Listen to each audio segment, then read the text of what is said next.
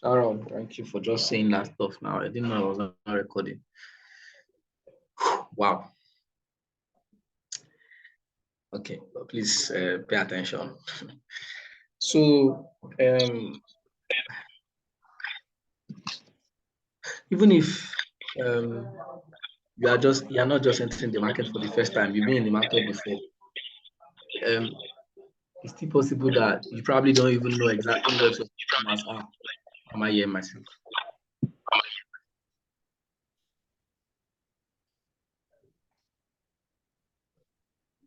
Hello? Okay, good. The person has been. Victoria Charles. Are you here? Yeah, me too. Please mute.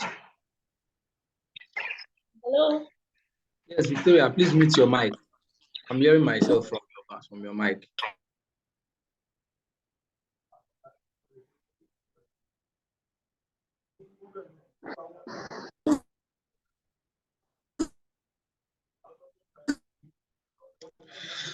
Hi, Gunosh.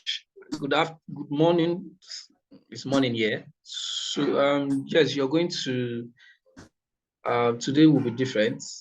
We'll sign the attendance today, and I'll also get the materials across to you today as well. Sorry about the delay from the last time. I'm sorry, guys, about that delay. Today we are going to get it. So let's just run. Let's just roll with what we have now.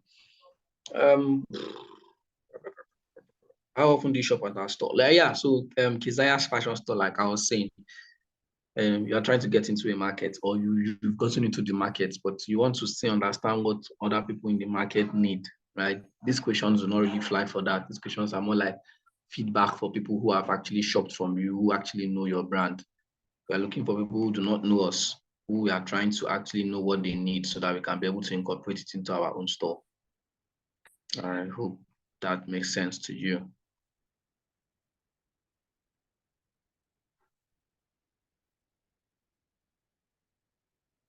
So the next person I'll be checking is Akolawole Sanusi. So I'll close this. Mayowa, I hope you got that.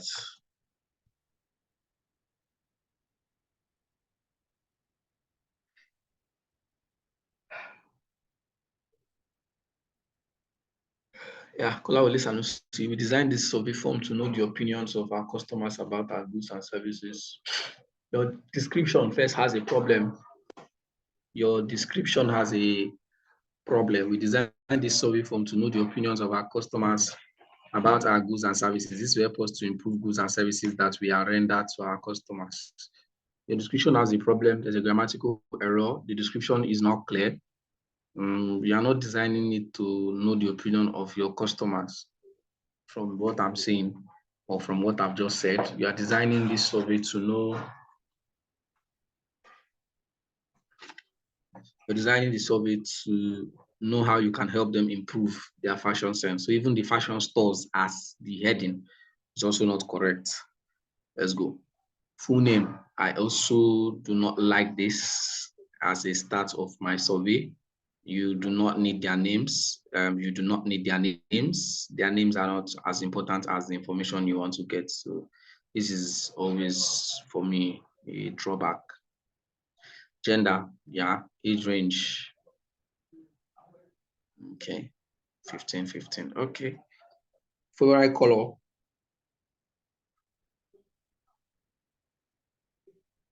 Favorite color.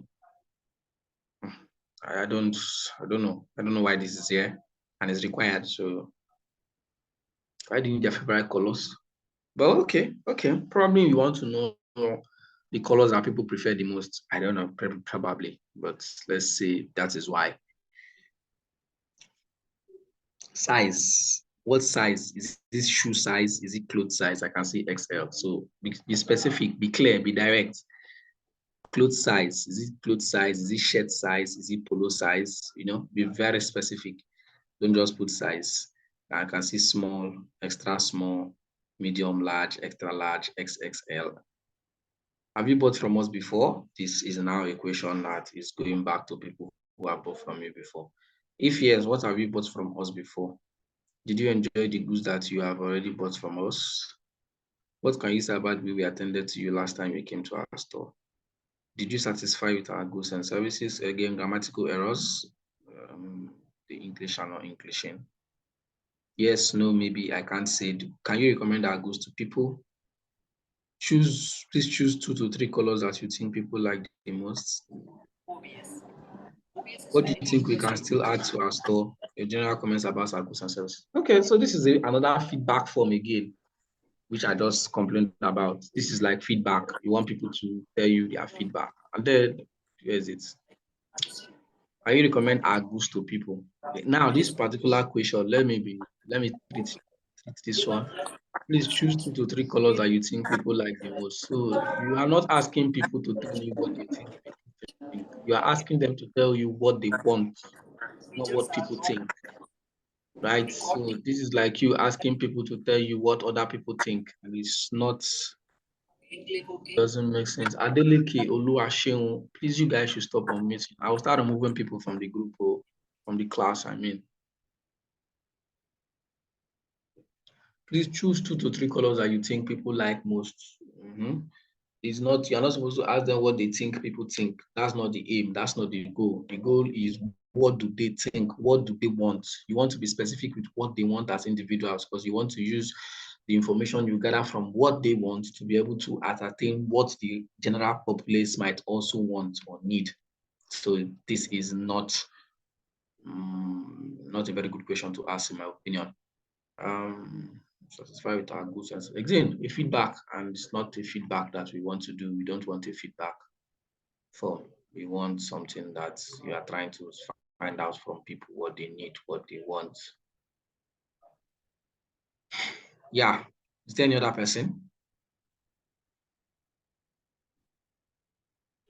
Just 3 people. Okay, fine.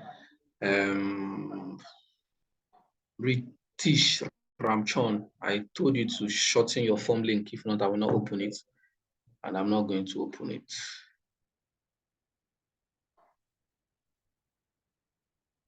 So just 3 people did the assignment out of a potentially 80 persons or 80 plus persons. Okay, that's fine.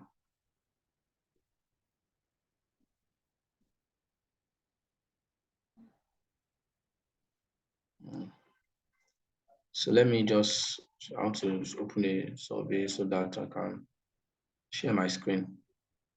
So we can do something else. People do not do assignments. I don't know. I can't help you. Really, I can't help you.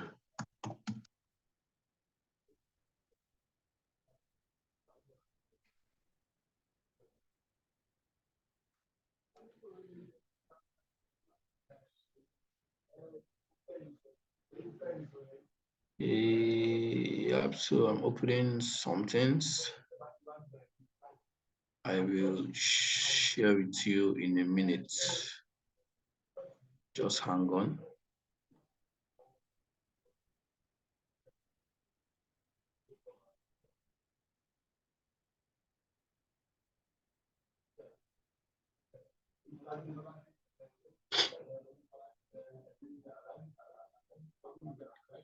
I did not delete.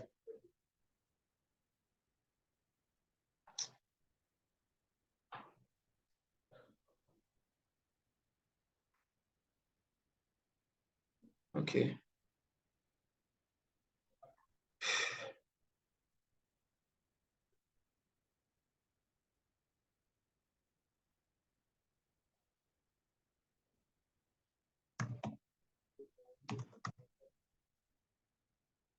I need you right now.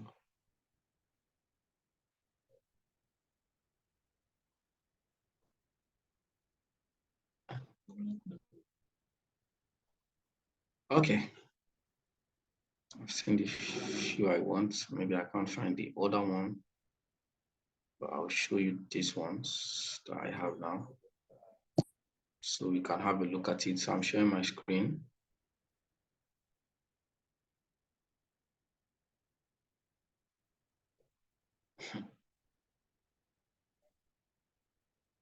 So I would like to ask a question. Who is the person that I'm going to ask this question now? If I share my screen. I can't remember her name now. The person. So I want to ask, what exactly did they tell you about attendance that you guys are always on the force for attendance? Would I ask that question now? Okay, Samuel, I think you should answer that question because you were in the last class. Are you there? Okay, Samuel, you are not there.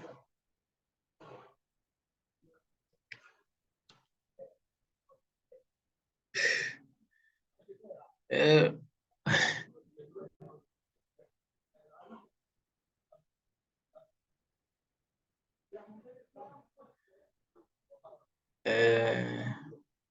without the attendance, you not receive a certificate. Oh, is that? Oh, that's why. Is a prerequisite for certification. Yes, it is. It is right, Jim Olanike. It is a prerequisite for certification, but the attendance always comes towards the end of the class, like maybe 10 minutes. Yes, I know that the last time we didn't give it because the admin, I think she couldn't log into the class and she couldn't also share the attendance link with me. So that's why you didn't get it last time. But attendance is always towards the end of the class so that people do not feel it and drop off the call, because that's what a lot of people do. And a lot of people also intentionally do not join the class until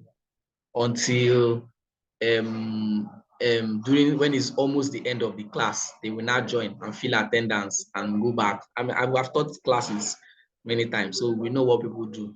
So that's why we hold it till the end of the class. So people should calm down, be calming down. You will receive attendance list. You will feel attendance. Don't be nervous. Don't fear. Just take the learning. The learning is the most important thing as far as me I'm concerned. Certificate is important, yes, but now certificate, right? Know the thing first. Then you can, if you know the thing, certificate or not, but certificate is important. But if you know it, you know now. If you know, you know. So please, people should be calming down. Thank you. So yes, I know in the last one there was no attendance. Don't worry, don't be scared. Attendance will come this time. That last one self is more like grace. So yes, this is a buyer persona, the one I told you I was supposed to send to you guys, but I kind of did not send it, and I'm very sorry. I apologize a lot for that. I'm sincerely sorry and apologizing. But I want you guys to have a look at this now. If you look at this, right, I'm going to show you other versions of how it is being written. Now, love it, you're kind of lost. Sorry, we'll come and look for you. Don't worry, we'll come and look for you. Just follow us first. Just hold our hands and follow us. We'll look for you. We're coming. So this is a buyer persona, right? And like I explained what it is, I'm not going to dwell on this thing so much today. I'll just explain it in a very quick sense so that we can move on to another thing. This is an imaginary portrait of your potential target market or target buyer or potential audience. Depends, right? So it's more like an imaginary portrait of what these people or what this person should look like, as much as you also need to do your research. That's why you see that research is important. Because from the research, right, from the questions you ask in your research, you can deduce their goals, you can deduce their challenges, right? And you can know exactly what you want to put and how you're going to target them. Now let's read this together. This is David Lubas, that's his name. And there's a small brief statement at the top. And the brief statement says, I don't care if I have if I have to work long hours because I love creating innovative campaigns for my clients. Sometimes I wish the communication process with clients would be easier. Probably that's his own statement. That's what he actually needs. Now let's look at the demographic information. His gender/age is 31 years old and he's a male. That's his gender and demography. The write-up is not clear. Abba. What's that? Patience says the write-up is not clear. Please, every other person confirm that you can see this thing. Or Patience, probably because somebody just confirmed that it's clear there. It's clear. Okay. Okay, Patience, I think you can zoom in. You can zoom your screen. Maybe if it's not clear for you, you can probably, okay, it's Patience. Yes, you can zoom your screen. You're the only person that is saying that it is not clear, right? So you can zoom in so that you can see clearly. And if you're using a smartphone, it might probably look very small in your phone. Okay, you can see it now. Okay, better. Yeah, so we have this guy, David Lubas, and we've just read what he said. And now we're looking at his demographic. We see age, gender, his job, is a creative producer, his education. Yeah, mentioned education as well. He has a bachelor's degree in advertising and PRO. His location is Los Angeles. His family situation being his marital status, the family situation, please. Marital status, simple as that. Single. He's single. Archetype, uncomplicated advertising professional. Now, this one, the last one might not be fully relevant. Leave that archetype. But let's go to the other things that we want to see.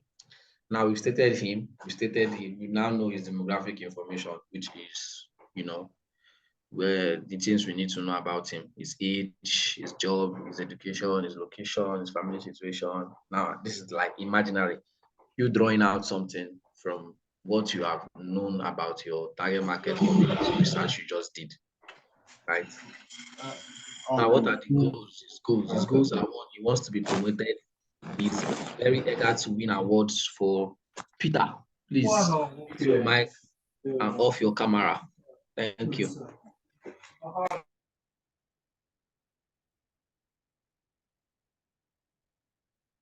You can see off your camera too, Peter. Thank you.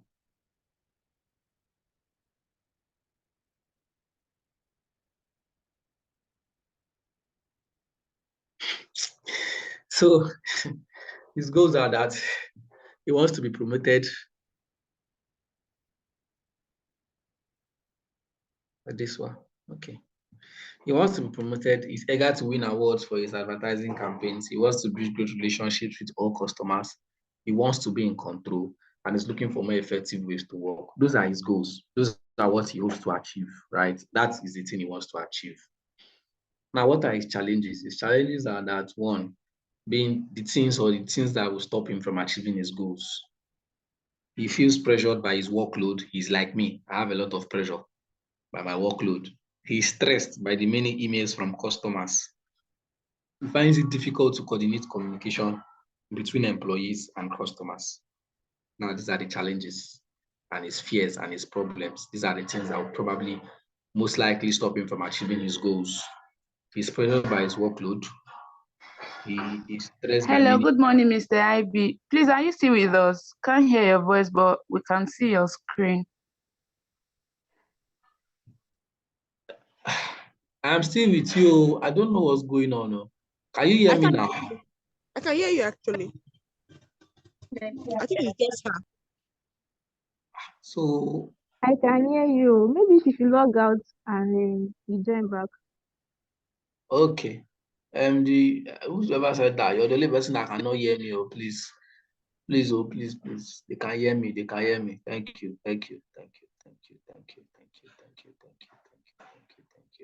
This is not a CV. This is a buyer persona. You see, you people should be paying attention and stop dragging me back, please.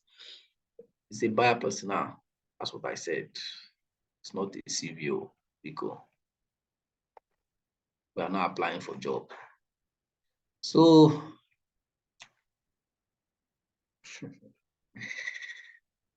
yeah, I just mentioned his challenges. Feels pressured by his workload, is stressed by many emails, blah, blah, blah, blah, blah. Those are his problems, his challenges, the things he faces. Values, he's in search of new ideas. He's a free thinker. He loves the art scene. He's practical, oriented, and uncomplicated. So many things.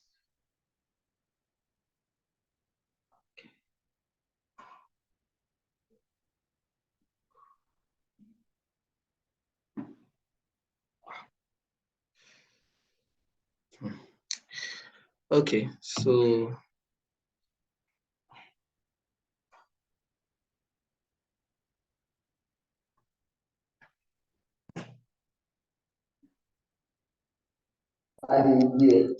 hold on.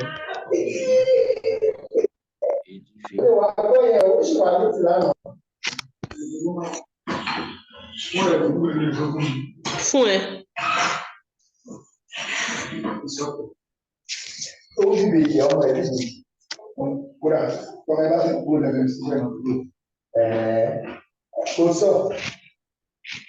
So these are his values, his buying decision. We have here that Kò ń bá àwọn náà bọ̀. use that again now. We have here that he's always busy. He works long hours. He prefers to gather information from the internet online. He believes in product recommendation from bloggers. He hates to be bothered by sales pitches, right? And the solutions are optional. Optional. And that's what they said. File stage optimizes content review and approval processes with colleagues, customers, and external partners. The web application helps David avoid long email threads and enables him to collect and manage all feedback in one centralized location. Yes, this is a buyer persona, right? So you need to, after doing your research, you should create a buyer persona for your target market. And I said the buyer persona is an imaginary portrait or an imaginary image of your target market, and it will have their pain points, their goals, their pain points, and what's your solution or how you're going to help them solve their problem. These are the major things you want to see. Let's forget this whole buying decision process. The major things you want to have are a brief description of the person you're writing about, being the imaginary person. A brief description of the person, one. What's this again? What's it again? Brief description of the person, the demographic information, the goals of the person, as what the person hopes to achieve,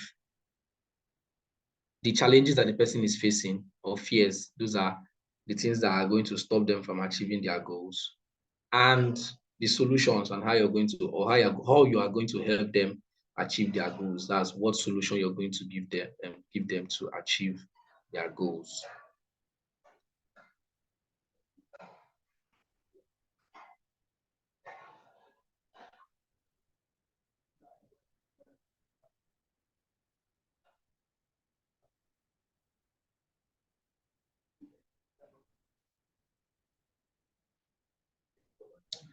So this is just one. Let me show us the second one or the next ones that I have here. So you can have, the next one is more of what I just mentioned. This one has plenty of information. So yeah, this is it. Hope you guys can see my screen. Let me zoom it in a little. Yeah. So this one says advocacy and right. That's what this one is called. Now, advocacy Andy.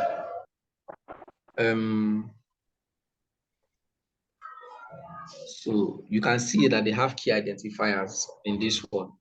And it says he's passionate about a cause. He enjoys networking. So let's first look at it. Oh, I don't see my My God. Okay, I get it fasting.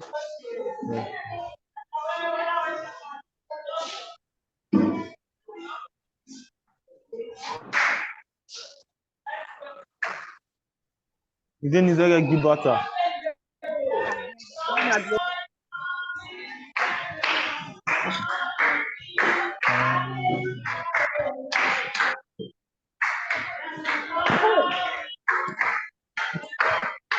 I even meet the person. That's even the part.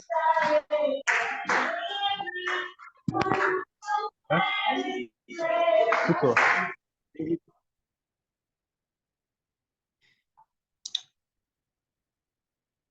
I think that's what I'll be doing now. You disturb me, I'll remove you. You disturb me, I will remove you. That's what I'll be doing now. Imagine that they are busy clapping hands. Yeah, I'm teaching. So this is demographic information here now. You can see here they said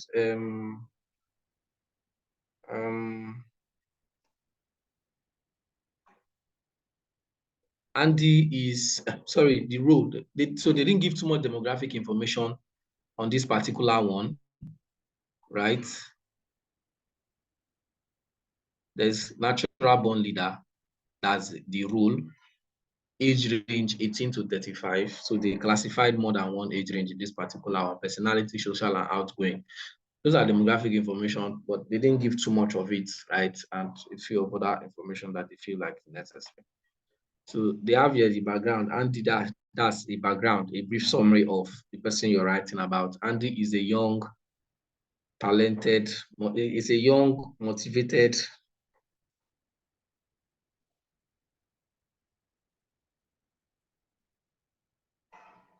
individual that wants to lead positive change in the world. He's frustrated with the system.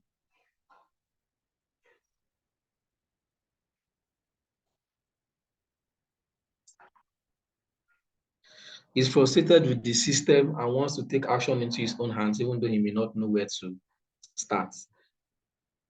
How did I use this screen?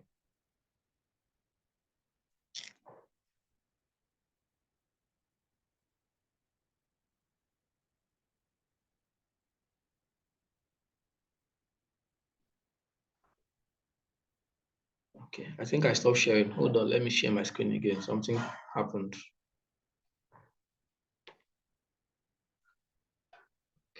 I need to join a meeting really quickly now.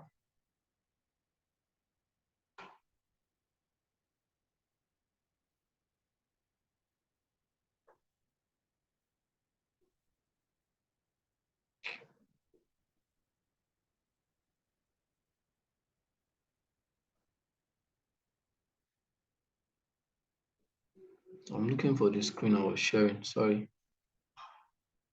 A moment.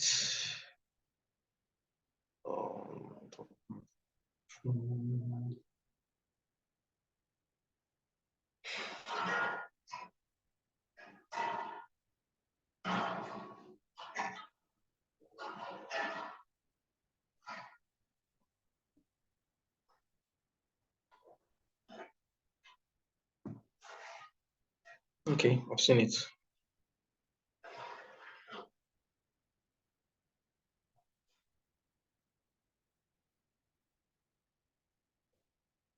Yeah, great.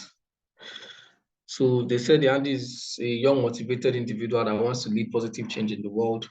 He's frustrated with this system and wants to take action into his own hands, even though he may not know where to start. So from this brief explanation now, you can see that he's a leader according to them, or he wants to lead. He's motivated to lead people. Now, what are his goals? One, Andy wants to make a positive difference in the world. Two, Andy is looking to connect with like-minded individuals, right, like himself. Those are the goals that he hopes to achieve. Now, what are the challenges that he's having? One, he's having trouble getting organized, so he can't just organize himself the way he's supposed to be. Two, he doesn't know who to contact to elicit real change. So remember, it said he wants to exert a change in the world, but he doesn't know who to contact to be able to actually elicit this real change.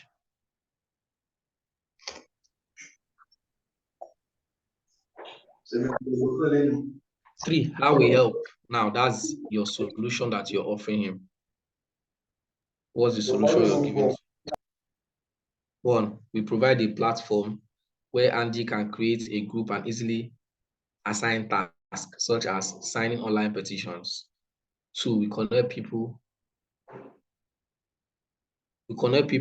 based on social interests and causes to build communities. 3, display local and state political officials based on smartphone geolocation for ease of contact. Right? So from what we've just read now, and they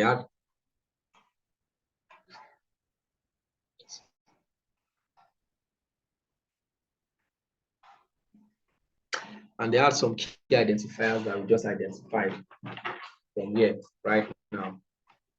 Right?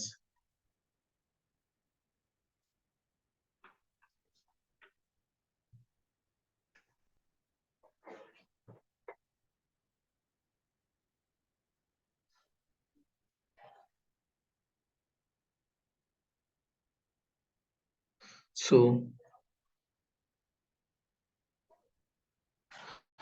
you can see here that this has a background of the person. It has the goals of what the person is looking to achieve, right? It then has challenges.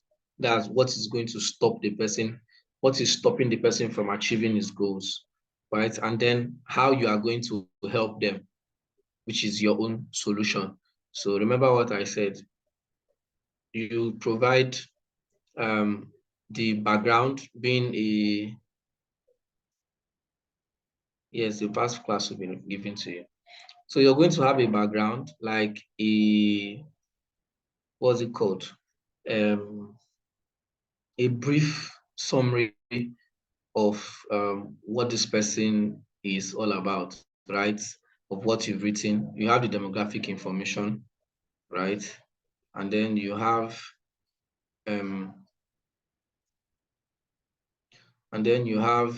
the goals, the challenges, and how you will help them solve that problem. I don't know if this is clear.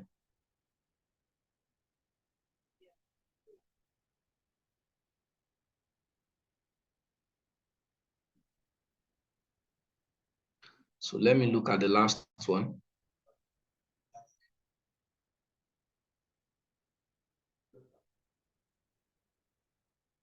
Is this clear, guys?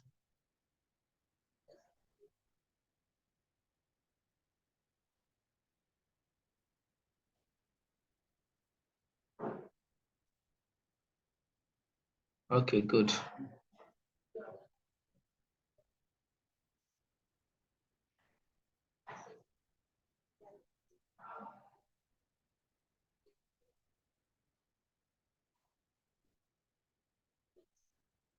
So this is the last one.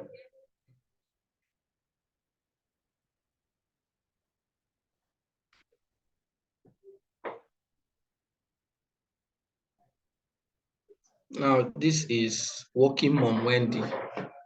So I want somebody to just quickly read this and tell me what you think from this survey.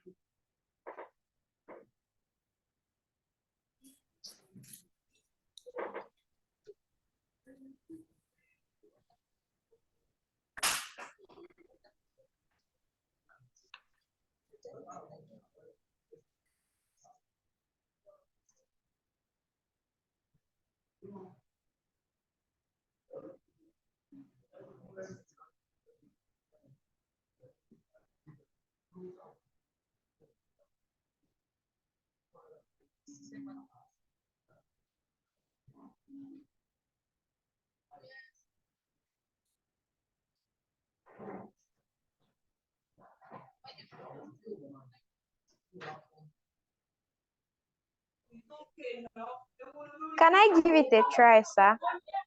Yes, you can. Olufunke Sadiq says she Okay, doesn't sir. understand. Sir? Don't worry, go on. Okay, the survey is being made by an healthcare decision maker, and the age range between is for someone between the age of 30 to 50. Then the person's family entails kids under 18. So the background of the customer, I mean the client of the healthcare decision maker, is Wendy, and her background states thus: Wendy is a working mom who is balancing her career with raising a family. She's an educated, on-the-go woman who uses online resources for just about every aspect of her life, from cooking to parenting. Then, when these goals include keeping her family healthy, then another goal of Wendy is when someone is in her family is ill, she wants quick, convenient, and reliable care. Then the challenges Wendy has been facing include: one, as her children grow older, she doesn't necessarily have a dedicated primary care physician. And another challenge she has been facing is that she has a busy work schedule that makes it challenging to take sick days for her or her children. So the person conducting the survey is writing to inform Wendy that, okay, this is how they can help. And that is what is contained in how we help. And some of the ways by which they can help Wendy include: one, providing online scheduling and same-day appointments for quick service. Then another way they can help is that they can make healthcare easily accessible from work or home with convenient locations for Wendy. And another way they can help is that they can produce online health resources for Wendy. And the key identifiers here regarding the whole survey include that Wendy is a full-time career woman, and she has this family first values opinion. She's educated, and she seeks health information online, and she does her research. So I don't know if that's all I can think about it, sir. Okay, you've done your best. Although you are practically reading what is on the screen, so or you've tried. Well done.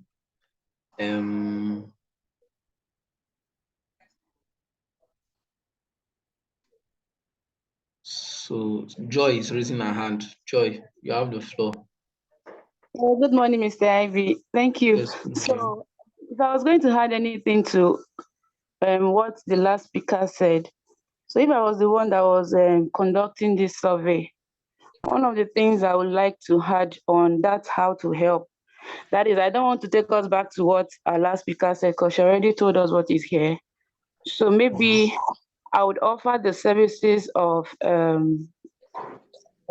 because she needs information on earth issues and a full-time career person, she might also need somebody that will be on standby, like a caregiver. So there can, in the hospital, there can be a caregiver in space where if when she's at her job and somebody is sick, maybe her children are sick, then somebody is on standby that can go to her house and pick up the child for hospital treatment, you understand? Then because it is not advised that people Google every issue online, and if somebody has headache, you just go to Google and just do I have headache, what's the next medicine to take? So maybe a personal doctor that can ensure that they have the history of their child's medical health, so that if that child is sick, they do not need to call the mom to say, your child is sick, give us the information that maybe the child has so and so history before. So because do you understand? So maybe somebody that already has access to all the necessary information about the kids will be in the hospital to ensure that there is constant help that will not necessarily need the mom to leave her job to come down. Then another thing I see from her background is that she also likes to get resources on cooking too. That one is for maybe another business. I don't know if I'm correct, but another business that will take care of, how people do home delivery for food and all those stuff. So market runs, food preparation and delivery. Thank you. Okay, thank you.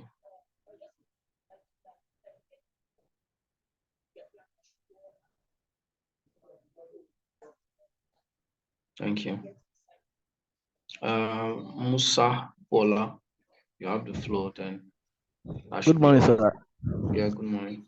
Okay, so what I see about the profiling is that Wendy is a working mom, a full-time working mom. So she doesn't have time to take her children, her sick children to school because there's to work to hospital because she doesn't have any free time. So she's looking for a way, and she make her research online. She like doing her things online. So I think she need options of different healthcares online that she can take. Then she also needs somebody that will be with her children since she doesn't have time to be taking them to hospital when they are sick. She needs somebody that will be maybe a caregiver or something, the way they say, that will be taking care of those children when she's at office. Then she need online healthcare service, maybe like 5 or 6 that she can make because she do research too. So she need the ones that she can compare and make and choose the one that will favor her, the one she like. So she's just busy. She doesn't have time. So she needs somebody to take care of medical, what she need medically, to just give her options and let her choose from it. And maybe that person will kind of like be be monitoring the system for her.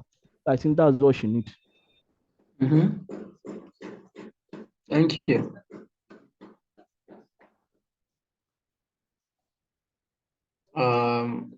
Love it. Okay, so I'll take love it last. I want to be sure that some people at least people are understanding what it is.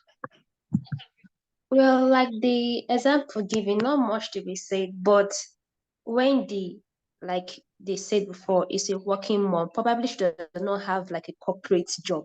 So she basically stays at home and every information she needs is on the net. She's very educated. So whenever she has issues or she wants to cook a new meal for the family, she goes through social media to check a new meal or maybe get a location where she can get new clothes and all of that for the kids of her family. So basically she's a social media person. So she's always on the line to get new information or tips. So basically, when it comes to health, since it's a digital world and there are so many options when it comes to healthcare around, so maybe they can actually actually give her different options in the sense that there are applications, web applications where people can book health practitioners online, maybe for an hour or two for each day or for a whole day and pay them a certain amount, or caregivers that can come home and take care of our kids. So there are applications for that where people will go online. So since it's digital, everybody can access, even cooks.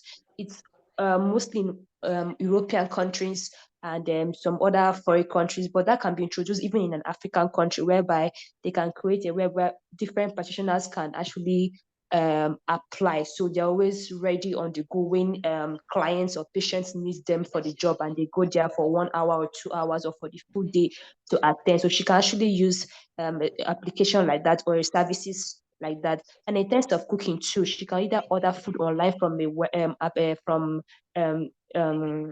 as it's done, like for example, we have in Nigeria like Junior or this thing, or can even make it more better, where they have cooks or chefs that are always Yes. ready to come. Sorry, I hope you can hear me.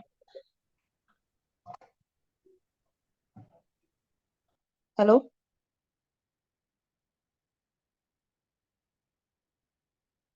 Hello?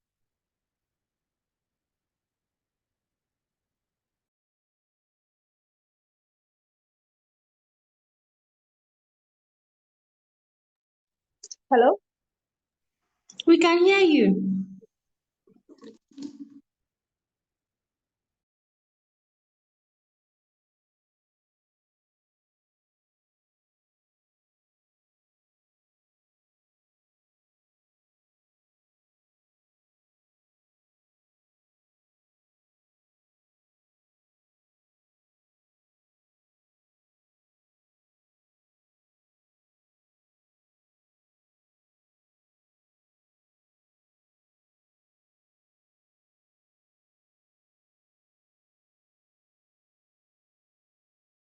Sorry, love it. Are you done?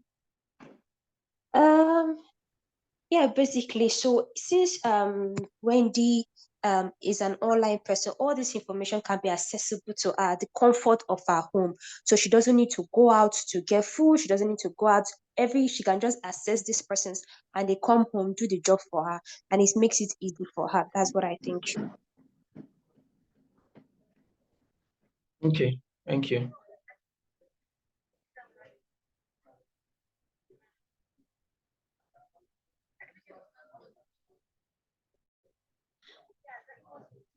Thank you. So yes, I think you're all right.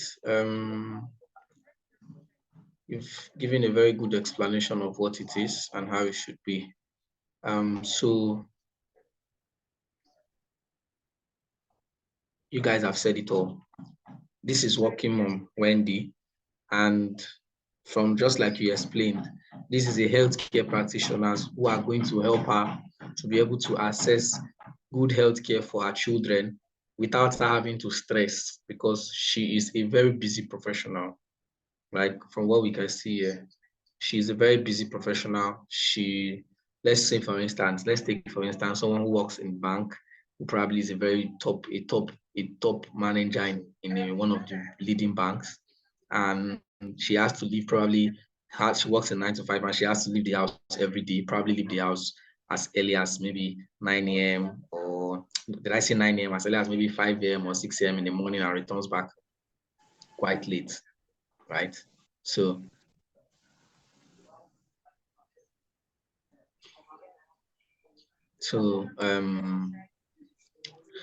when when she leaves her house and she comes back quite late, so she doesn't really have time for her kids that much. So she needs a healthcare practitioners that can actually help her give her family convenient healthcare without her having to stress for it, right? So from what we can see here, she's a working mom who is balancing her career with raising a family. She's educated on the go woman, uses online resources for almost every aspect of her life, from cooking down to parenting. And her goals are to keep her family healthy. And when someone is in her family, she wants quick, convenient, and reliable care, right? So she wants her family to be healthy and she needs quick, convenient care. And the challenges are, as her children are growing older, she doesn't have a dedicated primary care physician. What does this mean? It means that her children are growing older. Probably they've gotten to the ages of 15, 16, or let's say not even 15, 16. Let's say they are very little. They are like maybe between the ages of 7 to 10, and they are growing, and she doesn't have a dedicated primary care physician, meaning she doesn't have, let's say, a family doctor. Let's say she doesn't have a family doctor who is supposed to be taking care of her, of her children. Then her busy work schedule makes it difficult for her to take sick days for her or her children, right? So she's very busy. She can't take sick days. To her children also needs that care, and she's still trying to balance her work with her personal life and her family. So she's family oriented from what we can see, right? Now, how do you help her? That's the next thing. The healthcare practitioners are going to help her schedule online scheduling that she can get same day appointment for quick service. We all know that, let's use Nigeria for instance.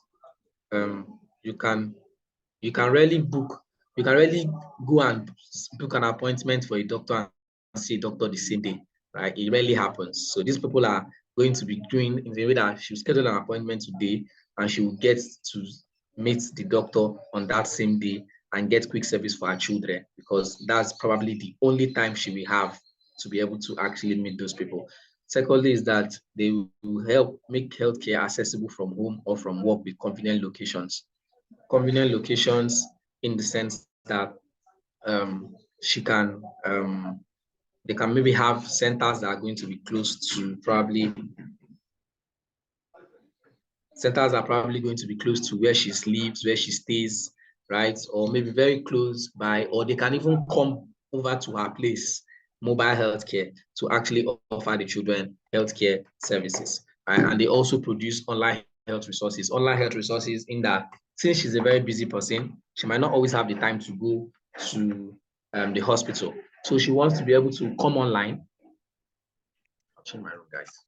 She wants to be able to come online and be able to get healthcare resources that she can actually use to treat her children. You know, quick healthcare resources. Okay, you need to just simply do this, or you need to simply do this, or you need to simply do this to take care of this particular light situation that your child is going through. Say maybe the child is having nausea. They have health resources online that can say, okay, to quickly control the nausea, you can actually do this or do this or do this. She's a very busy person, so that will even help her because she just goes there, she sees what the information says, and she uses it to treat her kids. So this is what this is about, right? So you can see how they stated the goals. That's what she's hoping to achieve.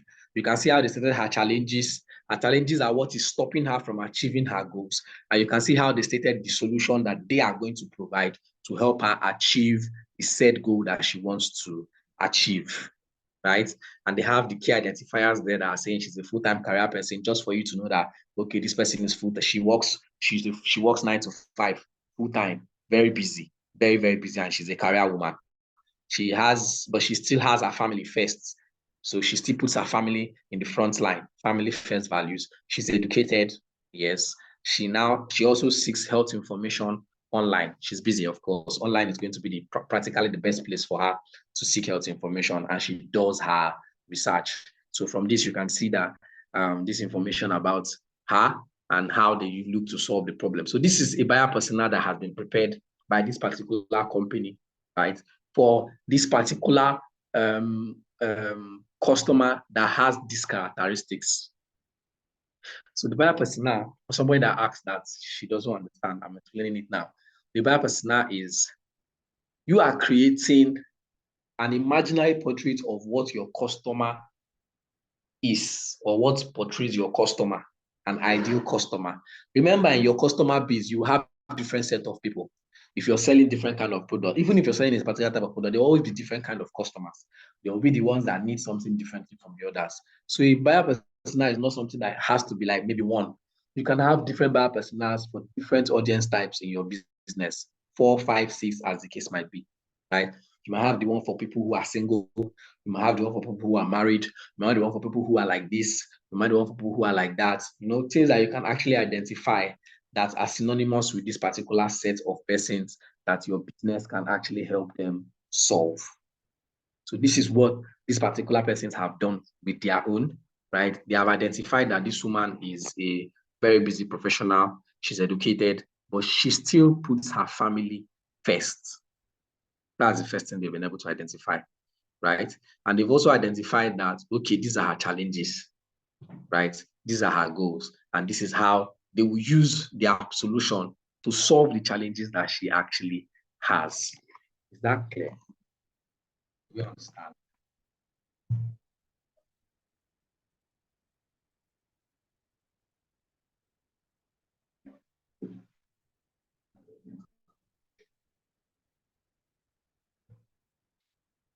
Okay, fine. All right. All right. So I can move on from this, right? All right, fine. Very good. Very good. Very good. Very good. So I hope you guys can also see the correlation of what this has to do with the research that you actually did, right? Those that went around yesterday are totally lost. I feel your pain. I feel your pain. I can't go back to what I did yesterday. That would be like starting afresh. But for those of us that were in the class on Tuesday, can we see the correlation? Can you see how this meets up with the research that was done, like with our research? Because from the research, from the information that people put into your research, your survey that you sent out, you can identify different set of people, and you can prepare different buyer persona for this different set of people. I hope this makes sense. Does it make sense to you?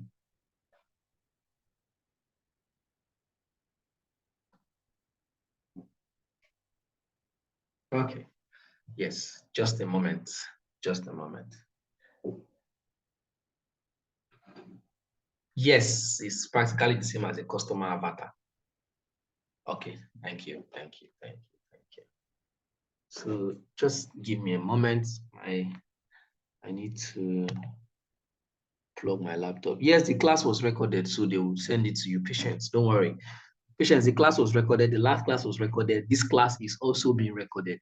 So the admin is going to send you the recording, and you can always go through the recording and catch a glimpse of everything that we are saying today. So give me a moment, guys. I need to, I think my laptop is getting low. Let me just plug it.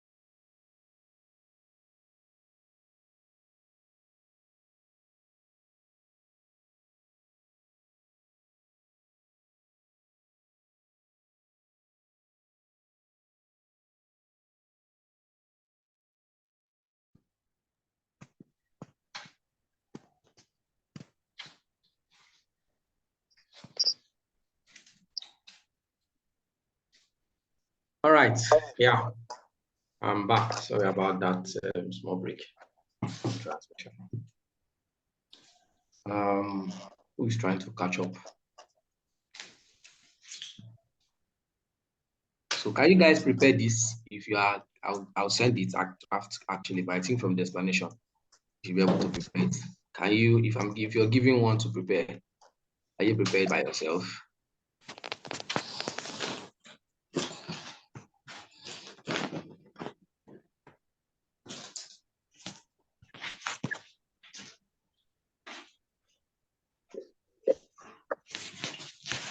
Nobody saying anything. People cannot prepare it.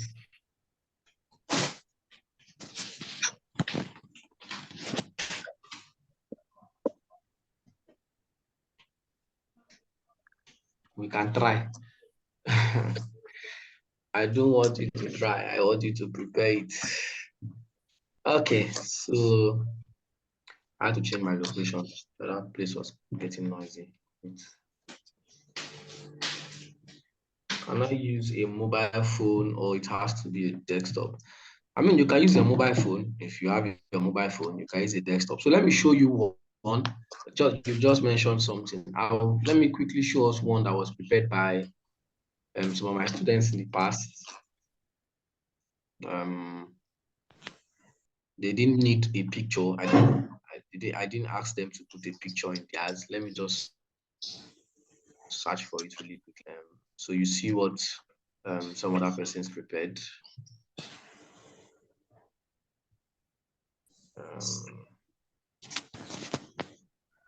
Let me hope this.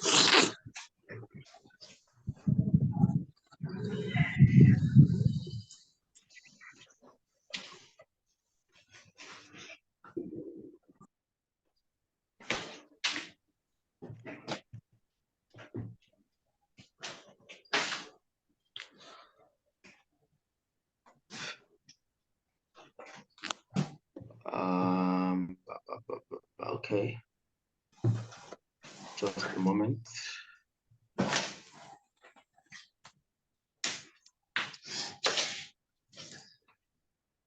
If I don't find it, then we'll move on.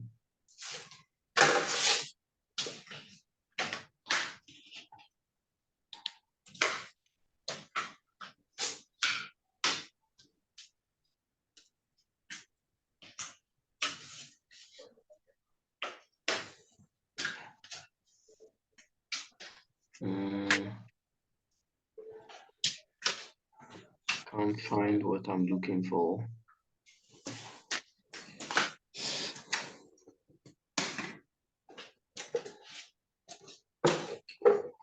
Okay, I can't find what I'm looking for at the moment, so I'll just move on. I wanted to show us that from some of my students in a particular program I taught, and how they were able to actually use the information they got from this one to prepare their own. And I asked them not to do anything big, just use a Google Doc and prepare it without even, I didn't even need a picture, right? I didn't want a picture, just get your identifiers right, put something and let it make sense. And they actually did certain things that actually made a lot of sense. And since I can't find it now, I probably just have to, let that fly.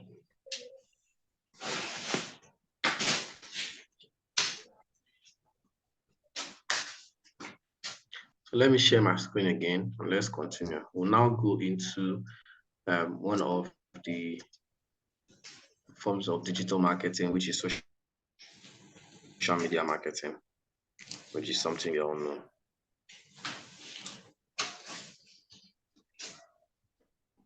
Wow, what's going on?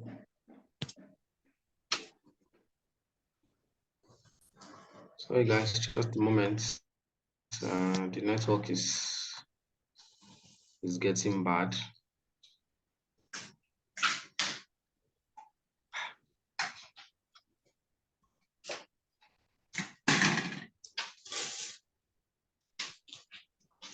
All right, so let me share my screen.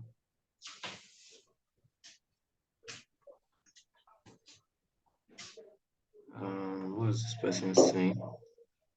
I would like you to show us, what did the person say?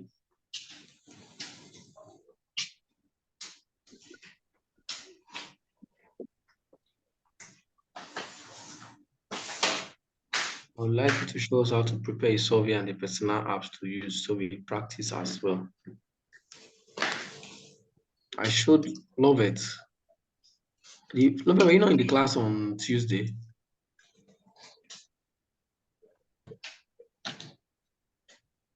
No, sir, I wasn't. I was asking if you can show that to prepare the survey like you did, and the person is just different. How you did it, like they have to use some can practice as well to get abreast with everything you're doing. Because I'm following, but I just don't understand where you started from and where we're going to. Okay, so for the survey, right, I used the Google form. Google form is the easiest and the quickest that anybody can use to prepare a survey, right? And I prepared the survey on Tuesday. For those who were in the class on Tuesday, they could see the survey and the way the thought process we used in preparing a survey. So you need to follow a particular thought process because you are intending, the intention is to actually find out what people actually need, that you are trying to help them or trying to help them solve a problem. So we use a Google form. I said there are other forms you can use. You can use SurveyMonkey. There are other survey platforms you can use to get your survey from, right? But I use Google Form because Google Form is going to be easier for everybody and it's going to be easy for everybody to access. Now, for this buyer persona, right? This one, the buyer persona, you can simply use Google Docs, right? You can simply use a Google Doc to do it, right? Because it's more like writing stuff. So you just have a Google Doc, a plain Google Doc sheet, and you begin to write down the things you want to write about the person. You might not necessarily need to do it like this, or otherwise you probably have to do a design where you have to design and make it look fine. Because like this one that we just did now, is a design, right? So we don't need that. I just need you to do something with a Google Doc. So let me just share my screen and show you the one that my students did sometime. I didn't want to stress them. Don't want to stress you too. So let's see this one. Let's start. I don't know. I'll just open any random one so we can look at it together.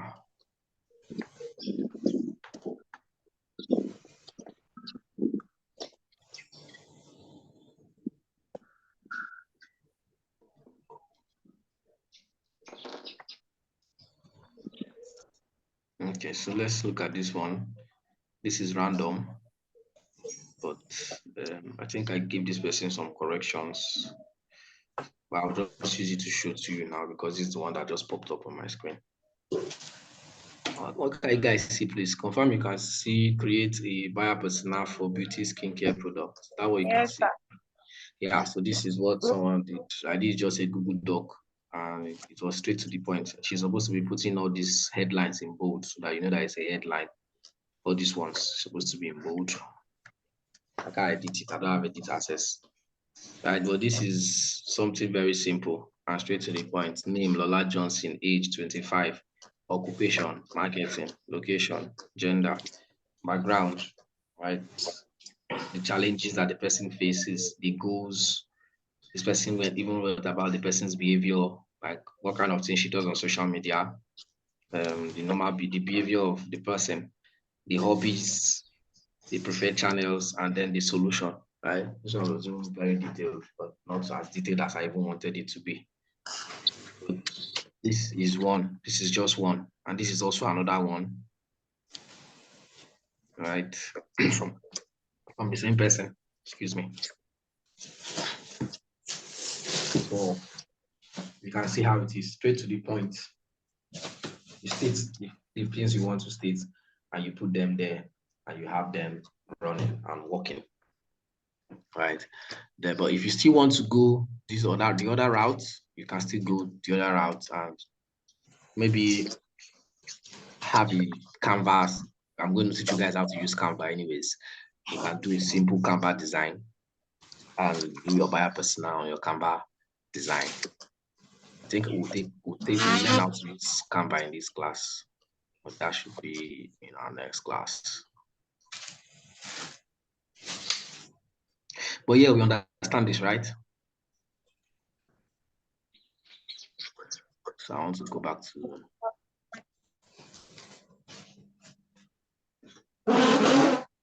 let's roll kind of fast now. So let's go to social media marketing. What's social media marketing? We all know what social media is. I mean, practically everybody knows what social media is. Most of us use social media a lot. Most of us even know how to use social media so much, like we are so good at it, right? But what is social media marketing? Social media marketing now involves using social networks to build brand awareness, increase conversions, and to drive traffic. I just mentioned three things, right? Build brand awareness, increase conversions, and drive traffic. Build brand awareness. Make more people to know my brand. People did not know my brand before. Now they know my brand, right? That's to build brand awareness. Increase conversions. Oh, well, I want to make money. I want to make sales. I want to convert people to sales. Drive traffic. Drive traffic, right? Move people from one place to another. Okay, I have a website. I want people to go and be visiting my website. I want to have traffic on my website. I have an app. I want to visit my app. We drive traffic to that app. I have a landing page. I have this other platform. I want to move traffic to that place. I use social media to drive traffic, right? So these are the three things I just mentioned. It is used to build brand awareness. It is used to increase conversions, and it is used to drive traffic. It uses the social media apps as its own marketing tool to achieve the business goals. It uses social media apps as its own marketing tool to achieve business goals, right? Social media apps that we all know about. Now, social media marketing goals include the following: 1, to increase brand awareness; 2, to drive traffic; 3, to increase revenue; I've mentioned increased brand awareness, what it is. I've mentioned drive traffic, right? And I've mentioned what driving traffic is. To increase revenue, being to increase money, because every business is out to make money. So you are out there to actually generate revenue for your business. To boost the engagement, okay, fine. You want to boost the engagement. You want people to talk about things you're doing on your platform, right? Talk about your business, engage with your business. To build a community around your business. Social media marketing is used to build a community, right? Because you are able to engage with your customers via social media. You can be able to engage with them, you can be able to know what they are saying, can be able to hear what they are saying, and you can be able to build a community around your business, a community of people who actually like your business, who actually are there to help your business grow, right? Businesses want to build community, and communities are very powerful things now because people want to belong to something, people want to be part of something, people want to be um, um, people want to be seen as a part of something, right? That's why people join cults. Some permitting to use that, sorry, but that's why people join cults, because they want to be part of a set of people that they feel understand them, understand how they feel, understand what they do, right? So that's what a community is. Let's even use a simple one now. Let's use. I'm sure some of us are aware of the fracas that happened between Wizkid and Davido on Monday night, right? That wanted to tear the whole of Twitter down.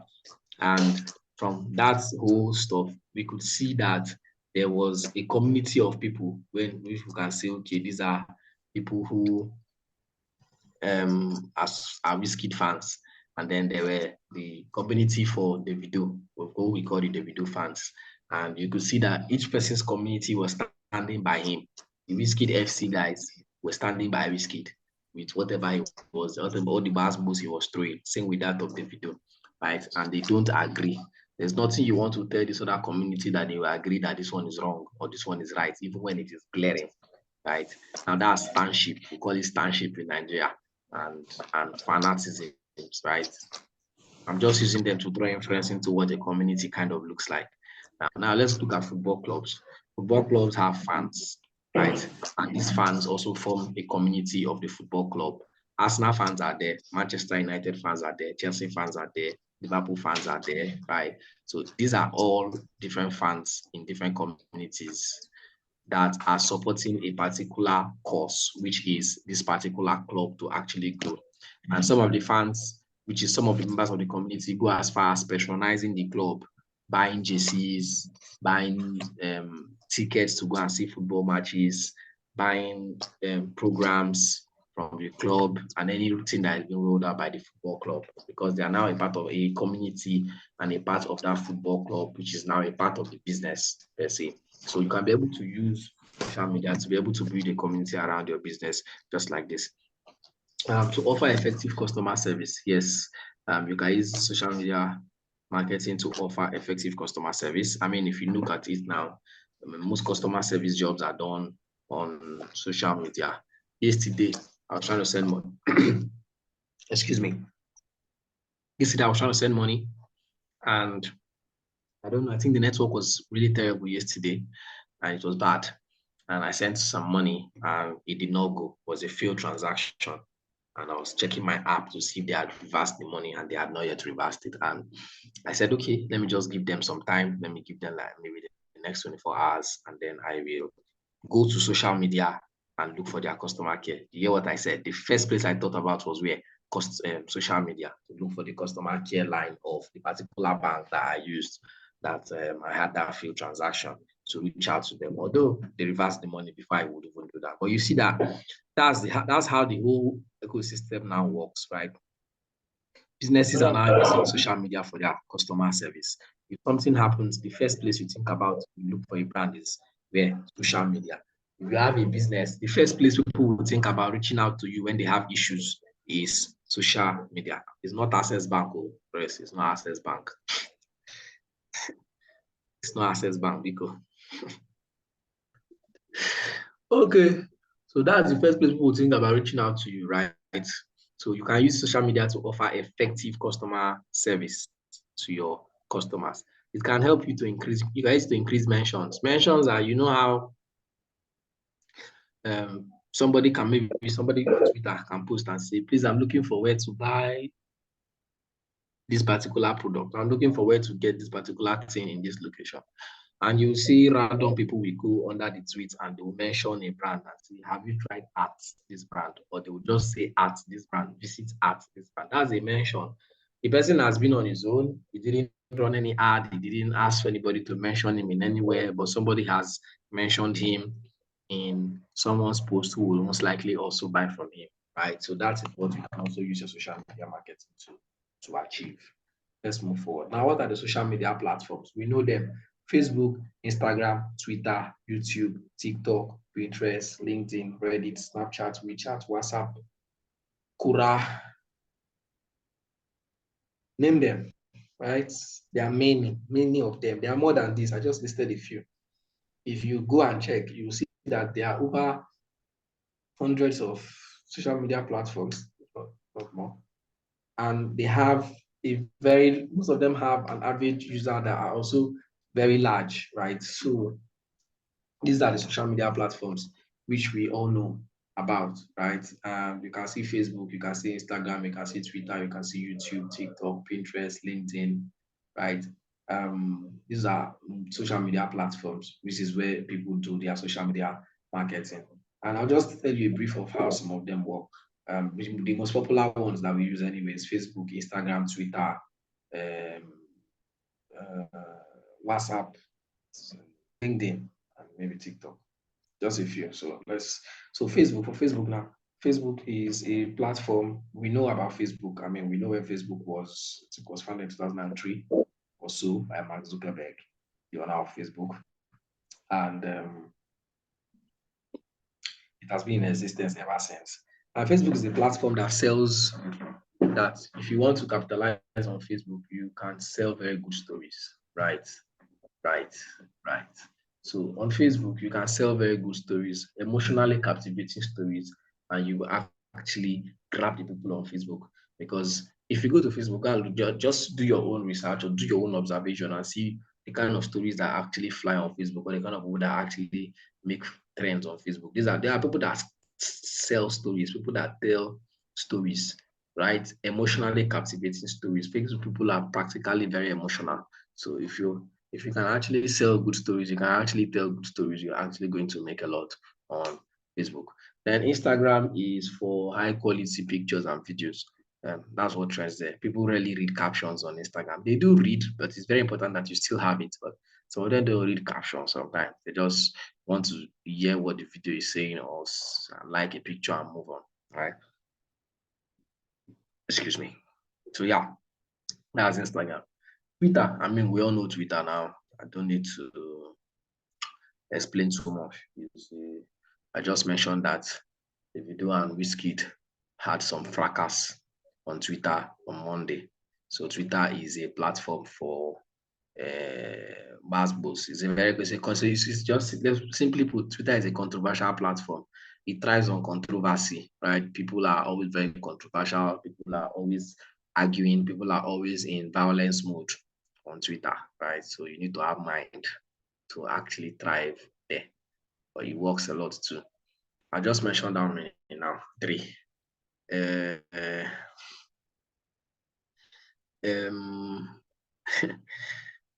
YouTube, yeah, we know what YouTube is. YouTube is for videos, right? Video platform for videos.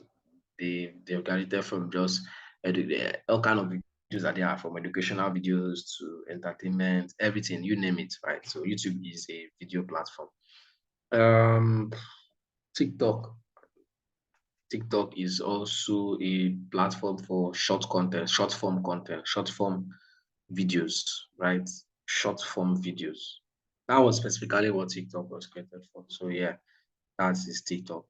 Then we have Pinterest. Pinterest is where people get ideas. Pinterest is for ideas. So if you need ideas, you can go to Pinterest and you can get ideas. When we start graphics, when we do design with Canva, you will see that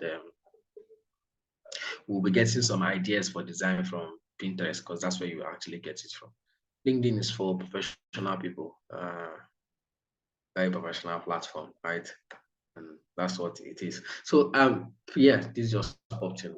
You heard what I just mentioned. So remember on the class on Tuesday, I mentioned something, and I mentioned something about, I said that don't try to look for what is working, right? And replicate it in your own system and make it work for you, right? I mentioned that stuff on Tuesday when we had our first class. Now I want to ask a question here. There's Facebook, there's Instagram, there's Twitter, there's YouTube, there's TikTok, right? In these platforms I just mentioned, how many have I mentioned? Facebook, Instagram, Twitter, YouTube, TikTok, 5. In these platforms I just mentioned, these 5 platforms, which of these platforms started with short video content? Like started the short video content that we all know about now, that we watch on Instagram. Who wants to tell me? I know we know it. Instagram. Obiano just says TikTok. Musa Popola says Instagram. Rafayat Hassan says TikTok. Reels. Adetola Oluwati says TikTok. Shoyongo TikTok. Instagram. Okay, Instagram. Some people Facebook, TikTok. Okay. So some people are saying Instagram, some are saying TikTok. One person just said Facebook. Gunosh says YouTube, Instagram, and LinkedIn. Short video content. That was the specific question I asked. Kindotun says Facebook, Instagram. Okay, that's fine. Thank you. So yeah, short video content started with TikTok, to be precise, wisdom. TikTok, they were the first people that started short video content, right? Short video content was TikTok. And we all saw it, that short video content began to boom, right? People began to migrate to TikTok a lot. People were watching short video content a lot because it's simple, it's easy. Just do a video. People will just watch the next and barely 2 minutes and they are gone, right?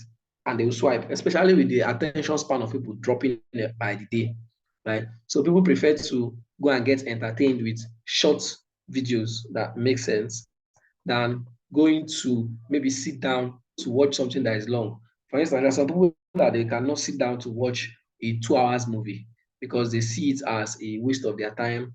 They see it as a waste of valuable time, right? Which for me is not waste of valuable time. It's you trying to re-energize and get entertained, right? But some people see it like that. So those kind of people will prefer to go and watch short video content, right? They would prefer to watch short films that they can tell the story within 10, 15 minutes and they are done. But it was TikTok that started short video content, right? And the other platforms noticed that this stuff was working. The other guys noticed that this stuff is working. What did they do? They immediately implemented it into their own system. That is going to validate the stuff I told you. Look for what is working and do what? And implement. It's time for break. Okay, somebody just reminded me that it's time for break. It's 12.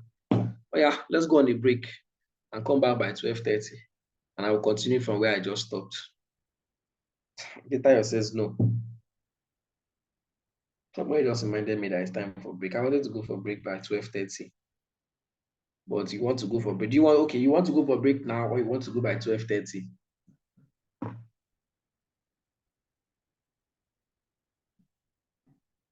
Twelve thirty.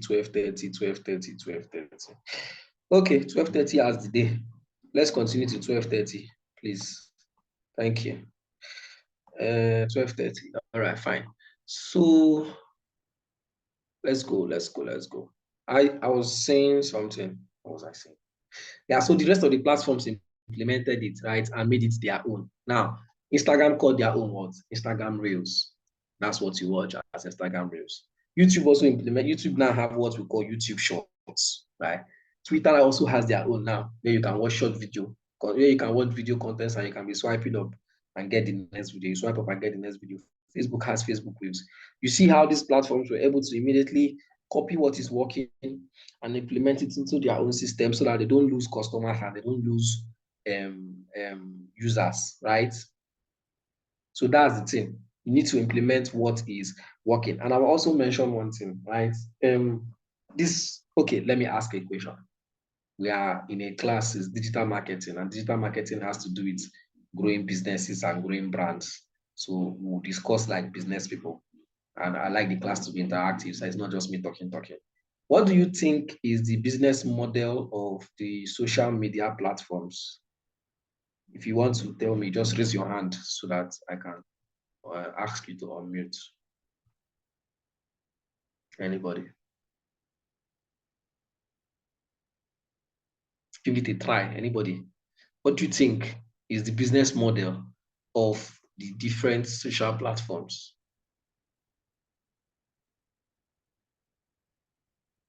Yes, Musa, Voila.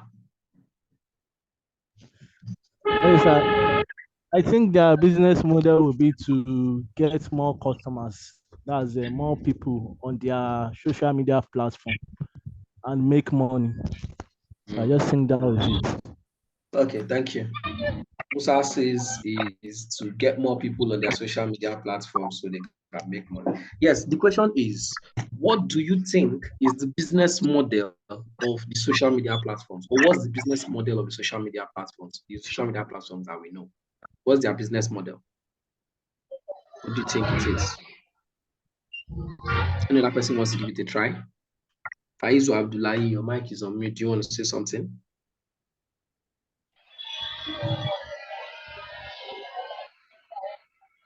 Anybody? Yes, Deborah.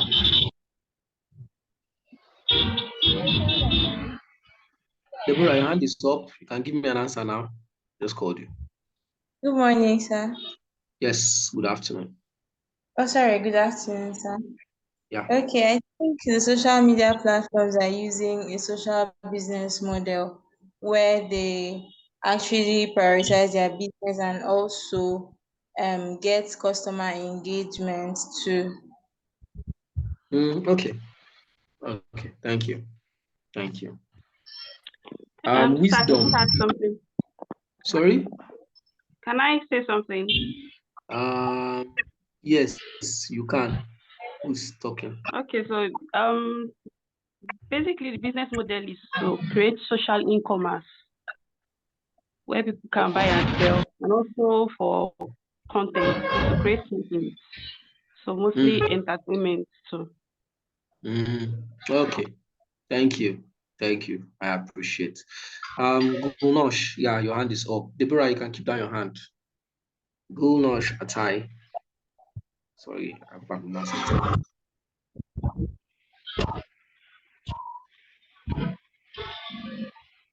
Are you speaking? I can't hear you if you are.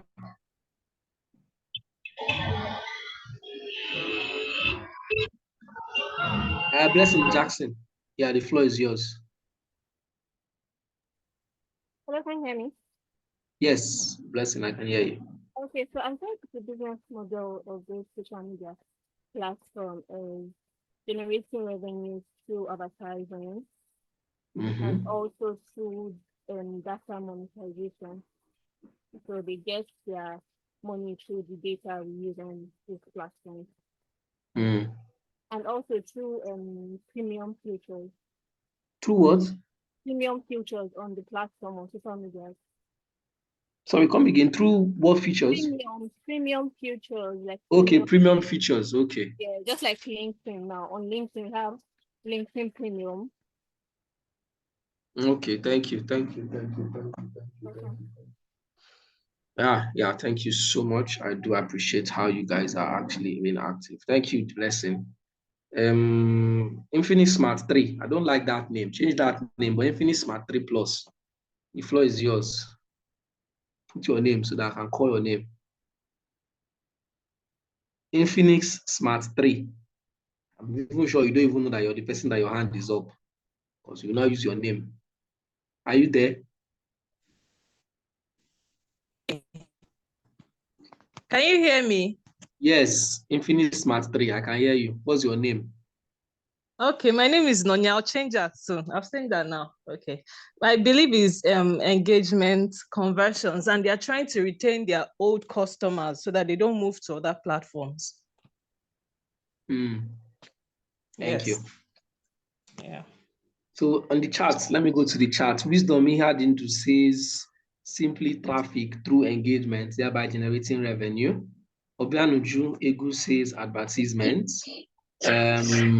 Akindo Sun Akinola says advertising. Oh, Nosh, sorry, your mic doesn't work, sorry. Musa Popola says subscription model. Who's this person? Through subscription, Ifeoluwa Johnson. Okay. Wisdom says traffic by connecting users together and striking engagements, consequently earning revenue through this simultaneous process. Okay, thank you guys so much. All your answers are actually correct, right? Your answers are all correct. So I'll just say this. The business model of the social media platforms, mainly their main business model is to keep you on screen. I hope you got that. Is to keep you on screen, right? To ensure that you are on screen.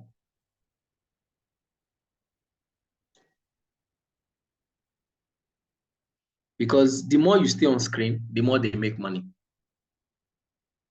The more you stay on screen, the more they make money. How do they make money? Now, because they keep you on screen, right?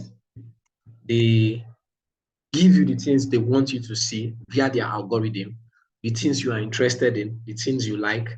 They test their algorithm as well with your interest and with what you like, right? And then they keep you on screen. So the more you're on screen, the more they make money, because the more you stay on screen, the more they can show you adverts and the more they make money. So here's how it works. It's a love triangle, right? For me, I call it a love triangle. Everybody gains something one way or the other. I'll tell you how.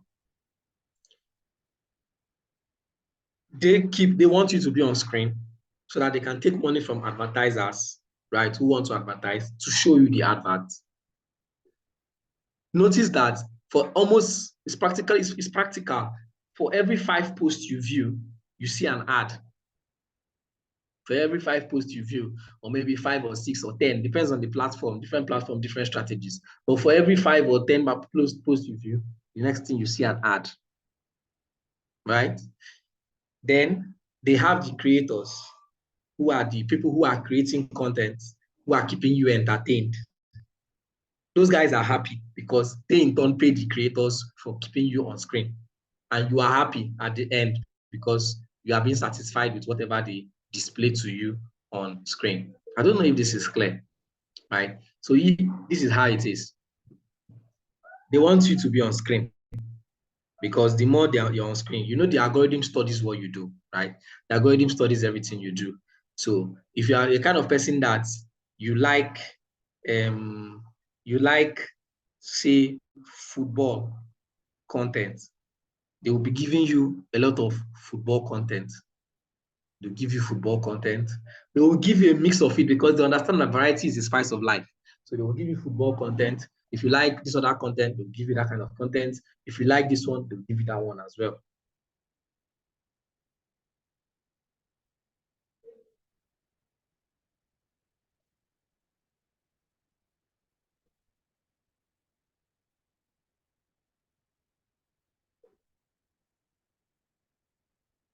So if you like football content, they'll give you football content.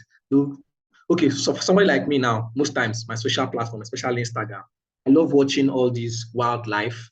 I love watching wildlife. I love watching wild animals. I love watching the Arab guys, people who are from like the Saudi Arabia it's like Dubai, those guys, when they play with wild animals, or anybody who plays with wildlife. Like I just enjoy those kind of content. So the algorithm has studied me, and once I log in with that particular account, because I manage different accounts, so the different accounts, the algorithm studies the different accounts and understands what I see on those different accounts. There's a particular account that what the algorithm shows me is mostly filmmakers, because that account is a filmmaking account for film, for film. So it shows me mostly filmmakers, people who are making movies, people who are doing something around the movie world, right? That's what that account shows, because that's what the algorithm knows that this account loves to see. See, my own personal account now, I love watching wildlife. It keeps showing me wildlife. It also shows me sports, because it knows I also enjoy sports. And then it shows me motivational and then marketing content. It understands. The algorithm has studied that these are the things I like. So it's using that to keep me on screen, so that as I swipe, I will see what I like. As I swipe, I will see what I like. As I swipe, I will see what I like, and I'll keep staying on screen. By the time they show me 5 contents, they will push an ad in between, right? They take money for somebody that wants ad. They push an ad in between for impressions. I look at the ad, I skip it. Once I've seen the ad, they have charged money.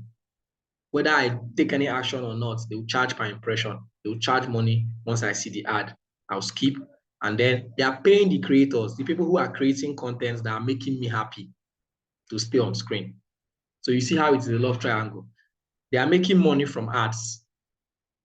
They are paying creators a fraction of the money to continue to create content, so that you will stay on screen. And then you who is on screen, you are happy at the end of the day, because you are getting entertained. Does this make sense?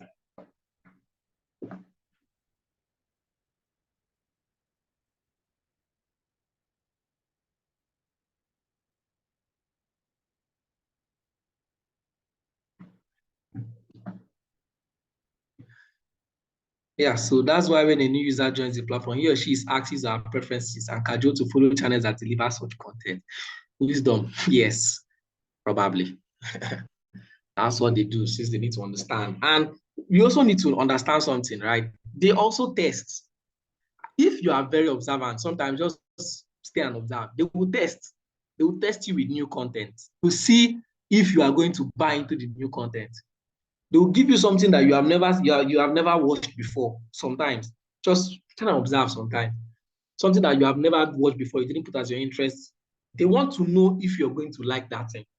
And the moment you look at that thing for a moment, for a while, and you probably like it, right? You'll start bringing that to you as well. Okay, this person is interested in this, and that's how it goes.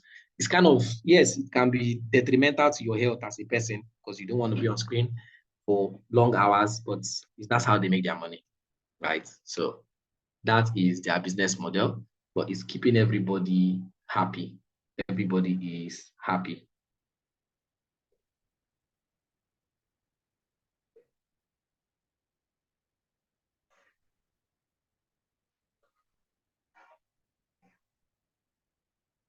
Yeah. So if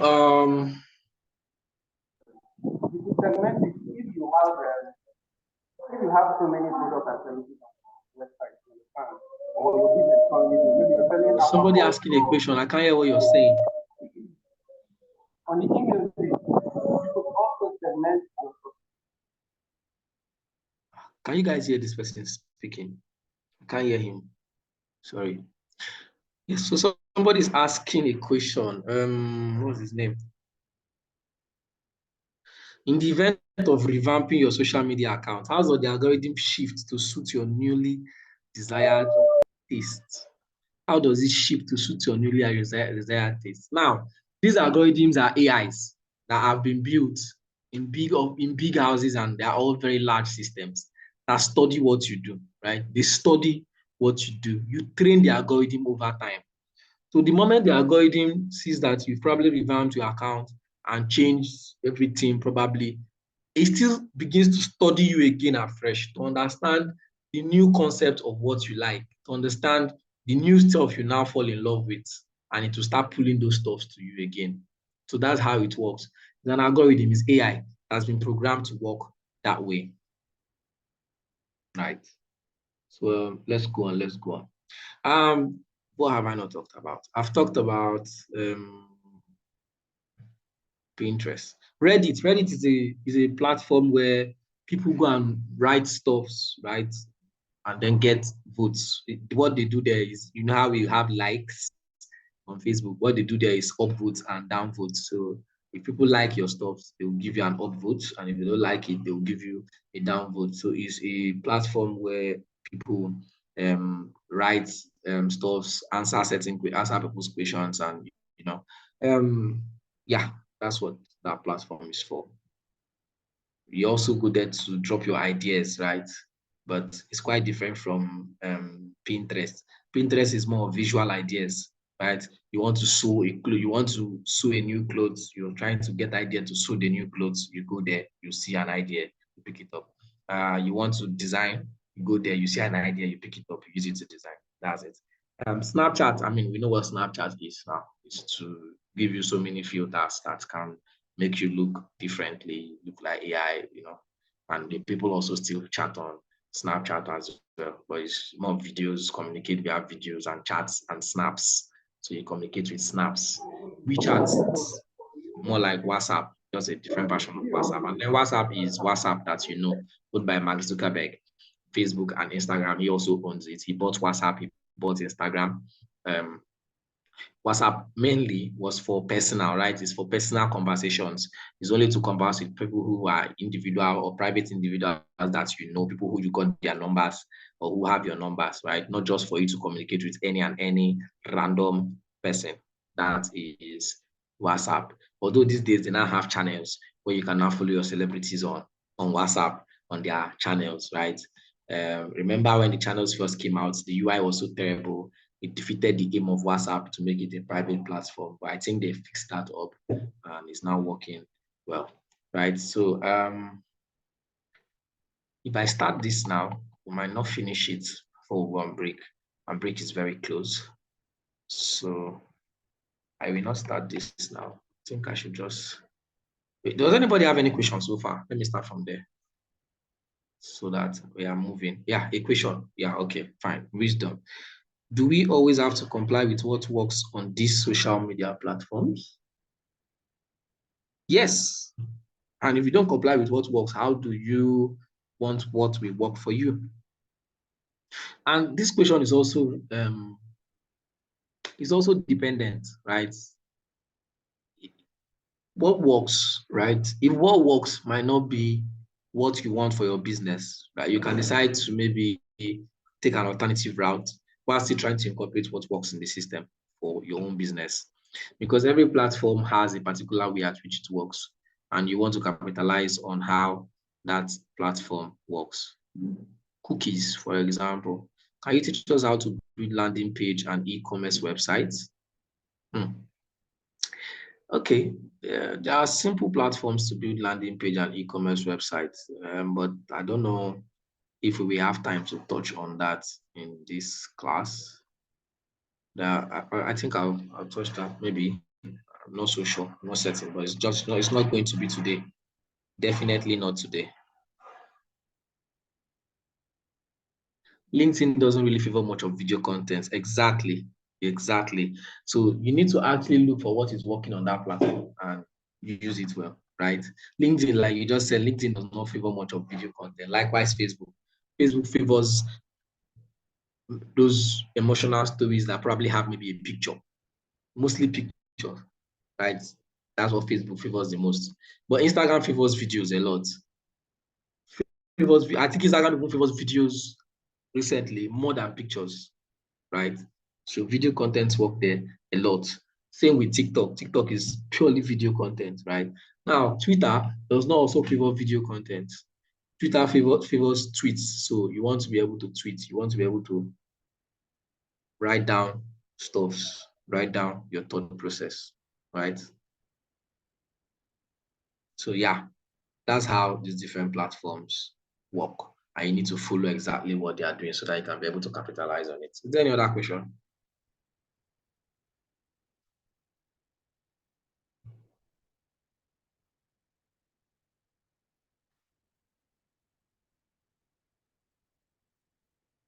Any other question? Are we all following? Like, do we understand?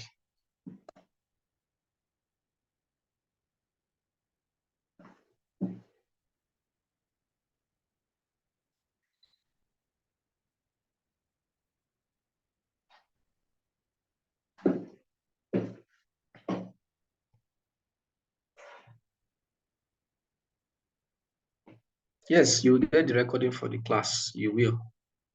You will.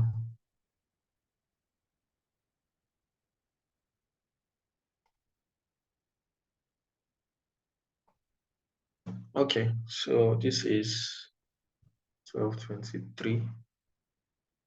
The course is on digital marketing. Social media marketing is part of digital marketing. Love it. Social media marketing is one of the marketing strategies in under digital marketing. So we have, I mentioned this yesterday, if you're not in class. There's social media marketing, there's email marketing, there's search engine optimization, there's search engine marketing, there's influencer marketing, there's content marketing, which is practically in everything, right? There is, how many have I mentioned? I've mentioned almost all now. Search engine optimization, search engine marketing, which is pay-per-click / pay-per-click, email marketing, content marketing, influencer marketing, social media marketing, app marketing. Oh, I think the wrong. That's it, the wrong. Yeah, running ads on these platforms have the advantages and disadvantages. The advantage outweighs the disadvantage. So I think it's more of advantage because if you're running ads, you make more sales, you reach more people, right? So for me, ads has higher advantage. So let me just quickly touch on this before we go on break. We are going on break in the next 6 minutes. Okay, so Wisdom is asking a lot of questions. And it's for the good of everybody. So I'll answer this one. Is organic traffic really worth the wait? It can be frustrating. Organic traffic. Well, let me first of all explain what organic and inorganic is, because some people will not know the difference. Now, when we say you are gaining traffic organically, or you are trying to grow an account organically, organic, it means you are growing it naturally. You are not running ads, right? That is what we mean by organic. And inorganic traffic means you are adding money to it. You're running ads, right? To be able to grow your platform or your account. Organic takes time. It is slow. Yes, very slow.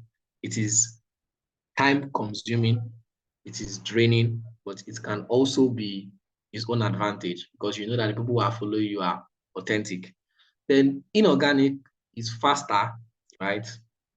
It's faster because you're putting money into it. Is not cost effective because you have to spend money, right? And you also get some very good traction as well, right?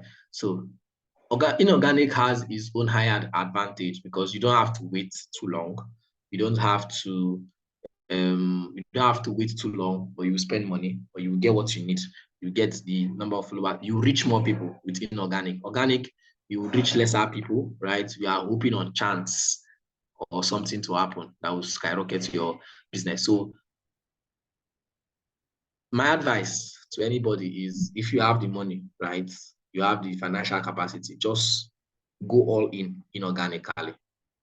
Yes, try to do organic, but go in inorganically as well, right? Because the fastest way to grow is when you are pumping money into it. And of course, these platforms prioritize people who pay money. They prioritize people who pay money. If you post something, the same thing that you posted, let's say both of us, we made a post, right?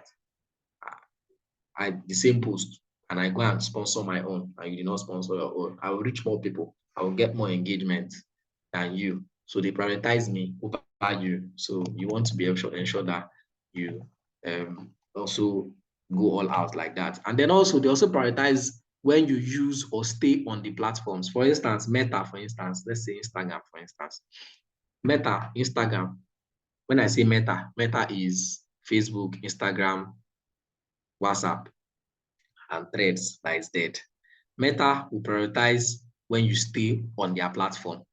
When I mean stay on their platform or stay within Meta is, let's say, for instance, you want to post a video or you want to post a reel, and you are using the reels from Meta. You know, they have the Instagram reels. and you're using Instagram Reels to post, or you are editing inside Instagram, right? Let's say you want to edit a content, edit a video. You are using their own editing tool. You are using their own, maybe you want to edit a picture, you're using their own editing tool. You want to put a write-up on the picture, you're using their own editing editor to edit your stuffs. They give you more priority, or they give you an added advantage, even if you're doing organic, right? And over somebody who's doing his own from outside, because they want to promote you to stay on Meta. They want you to use their tools, right? So they give you advantage. If you use Meta to do your editing, they will show your post to more people than somebody who edited from his own editing tool and just posted it on Meta. I hope you get the point. Titilope Adesui says, why are posts sponsored and how? Posts are sponsored because you want to reach more people. That's why you are sponsoring a post. You want to reach more people. You want more people to see your product. You want more people to see your business. That's why it is sponsored. It is inorganic, right? You want more people to see what you did, to see what you have posted. It can also be to gain followers, because it depends on what you push out. You can also gain more followers. So there are different reasons why posts are sponsored. How are posts sponsored? They are sponsored on the platform when you run ads. Sponsored posts are simply called ads, advertisements, and you pay money for it, right? We are going to touch Meta ads in this class. I should put the next thing. I'm supposed to touch that today, right? We'll touch Meta ads in this class, but it's not something that will rush. So we'll see how you can run an ad on Meta that will be profitable for you, for your business.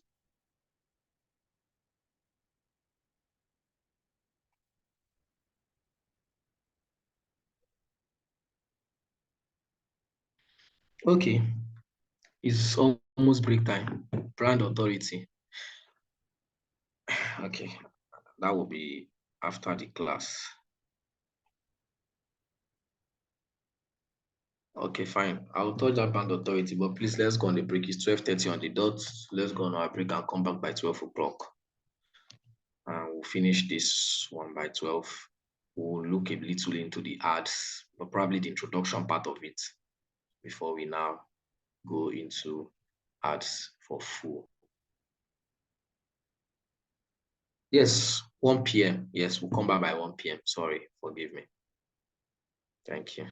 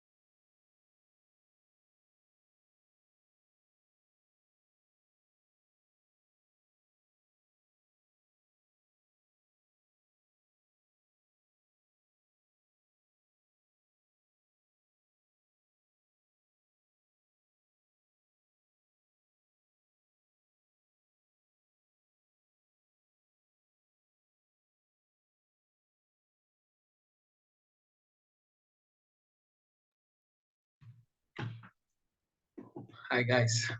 I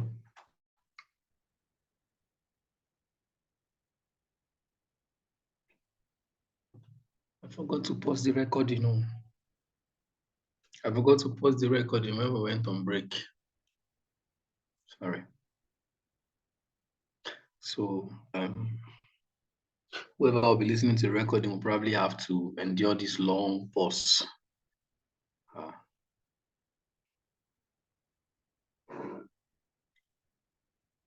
Okay, so we're back. Let's just go on.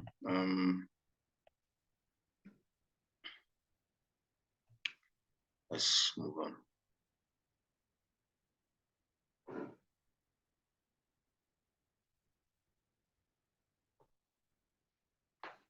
Yeah. So I'm sharing my screen, and you see it in a few seconds. Yes, it has been shared. Yeah. Now how to create a social media. Now we're talking about we've talked about the social media platforms that exist, right? Which before we went on the break, we discussed a lot about it, discussed about the social media, what social media marketing is and what it is used for. Now, when you're marketing, when you are coming on social media to do your marketing, you need to create a social media strategy. Right? The strategy is everything you plan to do and achieve using your social media platform for your business. It will guide your processes and it will guide your actions. It's more like a guide for you to use to approach your social media game, right? So we'll just be looking at the strategies now. The first one is to set SMART goals, right? I'm sure a lot of us are conversant with the word SMART goals, SMART, SMART, where the S stands for specific, M for measurable, A for achievable, R for relevant, and T for time bound. So this one is really obsolete. So your goals have to be specific, your goals have to be measurable, your goals have to be achievable, and your goals have to be relevant and time bound. Specific, I want to use this particular platform for this particular purpose. It is specific. I want to use Twitter for customer care, to actually focus it on my customer care, right? That's specific. Measurable, I want to grow my account from 100 followers to 200 followers. It's measurable. We have a number. I want to reduce customer care complaints on emails by this percentage, like 50%, is measurable. Achievable, is it achievable? Can you achieve it, right?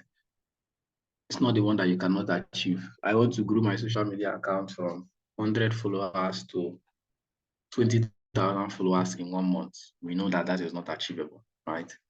So we want it to be achievable. Relevant, is it relevant to your business? This thing you want to do, is it relevant to your business? Is it going to grow your business in any way, right? That's relevant.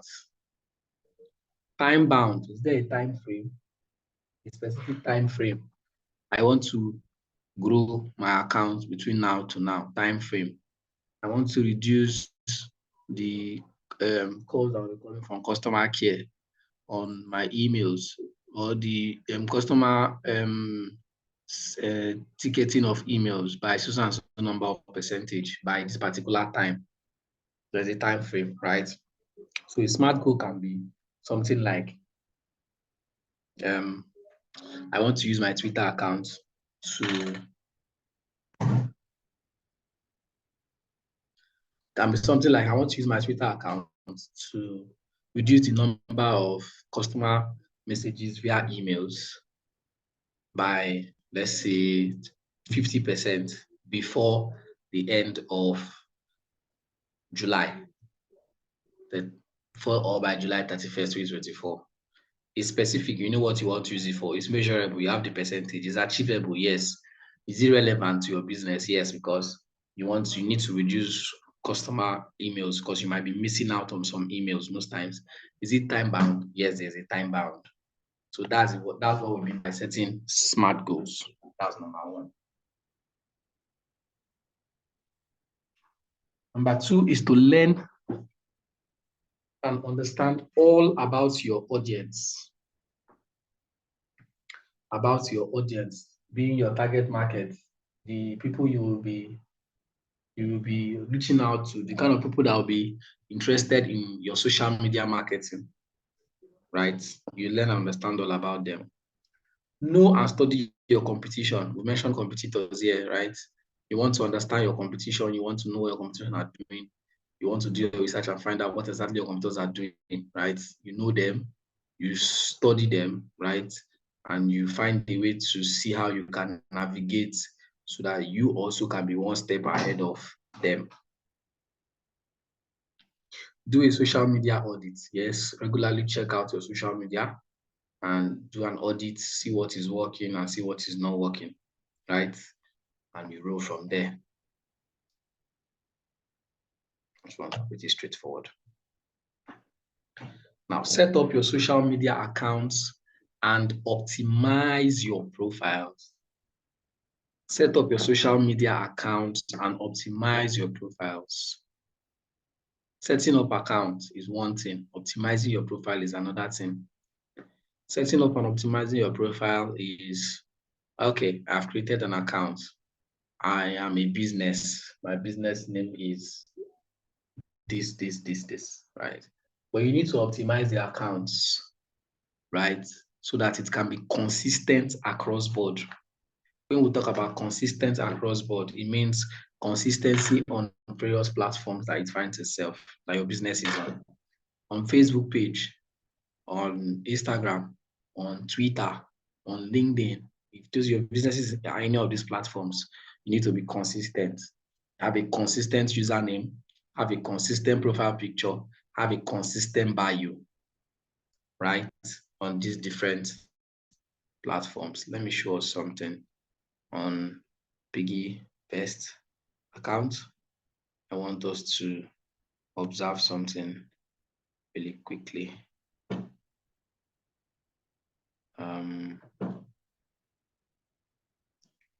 Here's Instagram. Here's Twitter.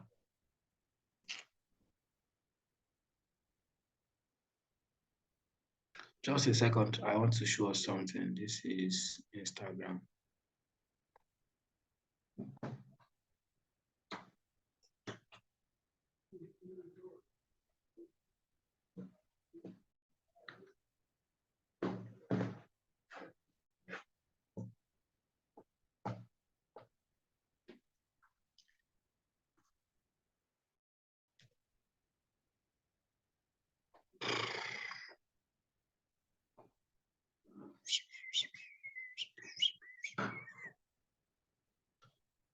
So you want to optimize your profile across board so that it is consistent.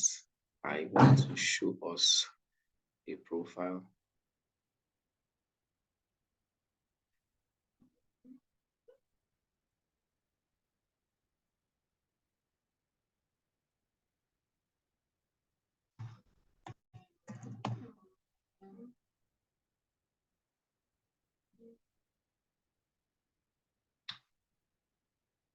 Picky vests. My this is slow. Sorry. I don't know why.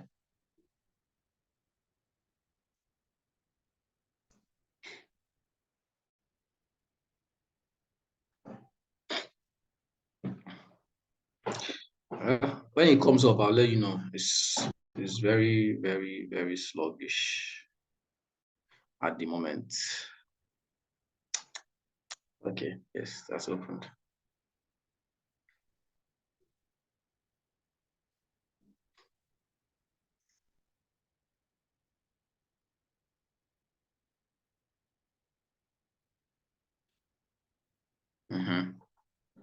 I'll go to Twitter.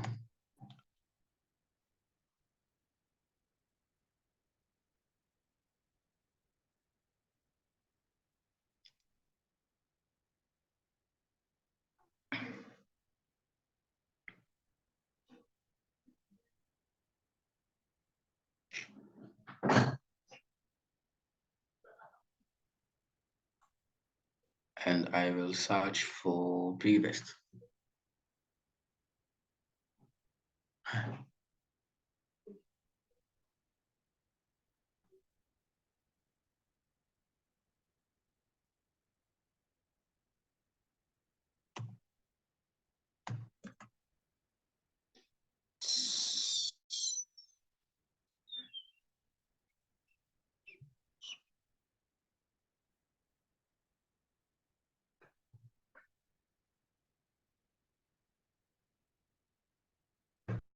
Yeah, finally, that's opened. I don't know what screen you're seeing now, but let me share my screen. This thing takes a lot of time before it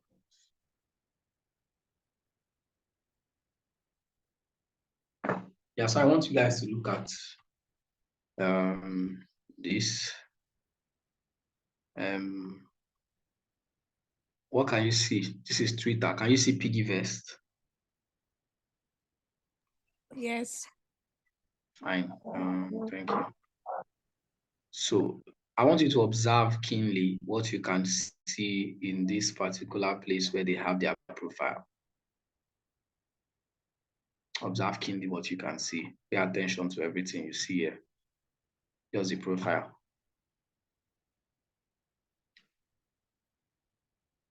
When you're done, I want to show us something else.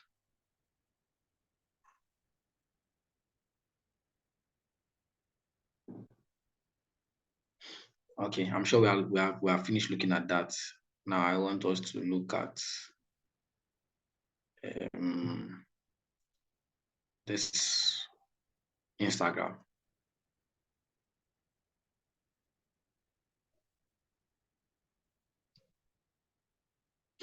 So I want you to observe what you have on Instagram as well. Pay attention to what you have here.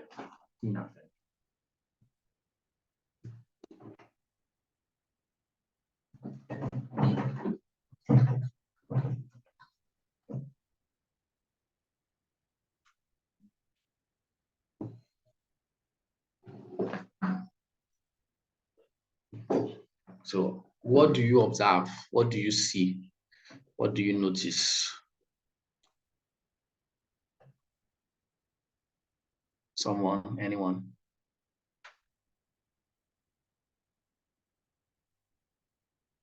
They have more followers on IG. Okay. Thank you. Yeah. Any other person?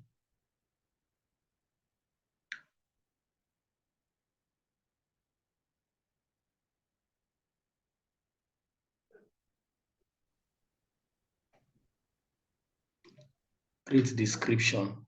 Gunosh. Yes, thank you. Same logo. Musa Poplola. Consistency in the picture. Presence. Same profile. The about is similar. Organized contents. Gunosh. Cover art is different from IG and Twitter. Ivita. Good number of posts, consistent in color. There are more pictures on their Instagram. Okay, thank you all very much for the keen observation. It's not mine, it's not mine. Gosh. Vision on Twitter and IG is the same. Okay. Thank you very much, everybody. So that's what I wanted us to look at. The consistency in their profile, right? They have a profile picture on Instagram and they have the same profile picture on Twitter. If you go to LinkedIn, it's still the same profile picture, right? Now they have a bio, that says save, invest, and grow your money with ease. Earn up to 13% on saving, 50% on savings, and up to 30% on investment. That look best on iOS and Android. The same username, piggybank ng at piggybank ng, right? This is what they have on Instagram. The same thing they have on Instagram is the same thing they have on TikTok, on Twitter. At piggybank ng is the username. Save, invest, and grow your money with ease. Earn 8 to 15% on savings and up to 30% on investments. Download Piggyvest on iOS and Android. This is our only page. The only thing why they added here is this is our only page. And that's because of how Twitter is. You know, Twitter, anybody can buy subscription and they have to be careful, right? So in case you see any other page, they are all fake. That's what they're telling you. Then this is Peggy, their profile picture is the same. That's the consistency we are talking about. There's consistency in the about section or the bio. There's consistency in the username. There's consistency in the profile picture. The only reason why they don't have this one on Instagram is because Instagram does not have this feature where you can add a picture as a backdrop or as a cover photo, right? But you can still see the photo here pinned, right, amongst one of their pictures. And you can see how they capitalize each platform for what it is. Look at Instagram, they have more videos, more of pictures, and some games. I can see games, I think, right? Videos, animations, pictures, name it, right? And then if you go to Twitter, they have tweets with pictures, tweets with pictures, right? Not as much as they have on Insta. This one is what?